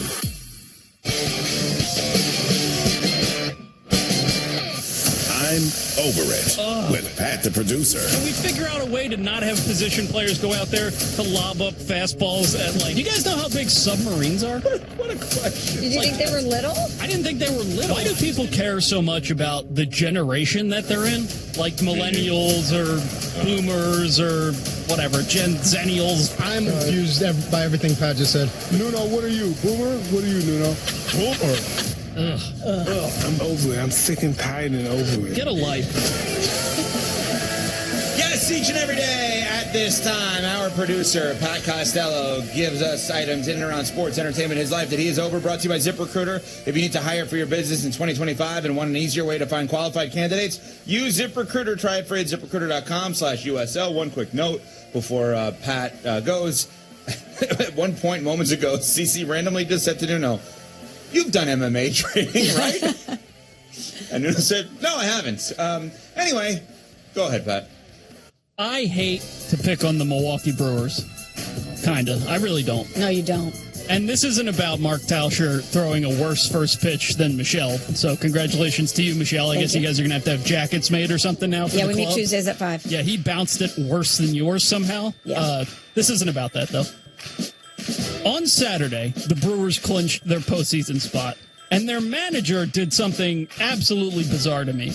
Their manager, Pat Murphy, read a letter to the team from Bob Uecker that he had, left the team, except stuff in the letter was, it was clearly not written by Bob Uecker unless Bob Uecker had a time machine. And then it came out after that he had made up the letter. He just wrote a fake letter from Bob Uecker to the team. This is an incredibly bizarre move to me, and I don't know why he did it. It's one of the weirdest things I've ever heard a manager do in my life. Pat, as a diehard baseball guy like you are, if the Brewers don't go far in the postseason, or don't make the World Series, or don't win it all, or have an early exit, will you blame this moment? I guess. I don't know. But is this a bad I think it's juju moment? Yeah, okay. That I think it is. I think it's such a crazy move. I don't know. This is a big thing in baseball. Never heard of anyone superstitions and all like that. I mean, on all sports, but baseball, heavy on superstitions. Why would you lie about a letter from Bob Uecker? Yeah, you lied on somebody that's deceased. I don't know why you would. I mean, you could also just simply say, very weird. Guys, I'm thinking about Uke. He's an icon here. He's passed away.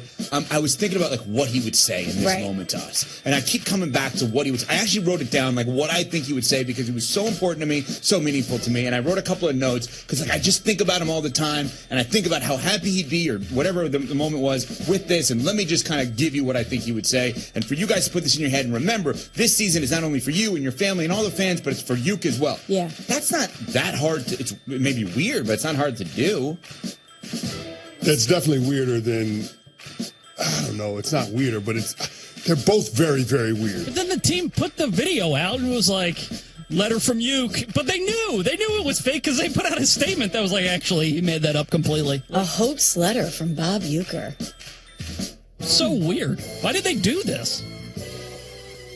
That I don't have an answer to. And you know what? That's strange. It's very strange. You also don't need it in that moment. What you day just was this? clinch. Saturday? Yeah, Saturday. Weird things have happening with that franchise for the last few days. Probably since Friday. But there are a lot of different things that people do to try to rally a team, get ready for a postseason run. I've never heard of somebody channeling the spirit of somebody that's passed away and fraudulently putting together a letter that came from them. Parcells didn't read you a letter from Tom Landry when you got the Cowboys? Vince Lombardi. This is the tweet from the Brewers as well. At Brewers, a must-watch. Pat Murphy read an emotional letter from Bob Uecker as the Brewers celebrated clinching the postseason. Tears in your eyes emoji. A must-watch? What? Such a fraud. If you said, I had a franchise. dream, and in my dream, Bob Uecker was so excited for us, and this is the sentiment that he expressed to me in the dream. Okay, whatever. That's weird, That's still very strange. But it's better than still a fake very, very letter strange. from the Just man. give your own sentiments rather than, echoing a dead 90-year-old guy. Yeah, that is the thing. It's in so that moment, strange. you don't need to summon Bob Uecker. You just clinched. You're good. You already have the moment. Yeah, but you don't need to manufacture But they've been here before, Smalls, and I guess they're looking for that little extra edge, the thing that could put them over the top. And they said, you know what? We're just going to write a fake letter from Bob Uecker and read it to the team. And that'll get the guys motivated so that we don't have a flame out like we did in years past. Guys, I do have something I wanted to... What do you got? Mickey Mantle wrote a letter here because of Cal Raleigh's home run. I'd like to read you Mickey Mantle. I'm just going to read dead letters now. That's what I'm going to do. Fake dead letters is now going to be my... That is so weird thinking about this. Oh, my God. Pat. That's an embarrassment for the franchise. It's just awkward. Tausch embarrassed them more last night. Tausch was horrifically bad on that first pitch. Tausch embarrassed himself.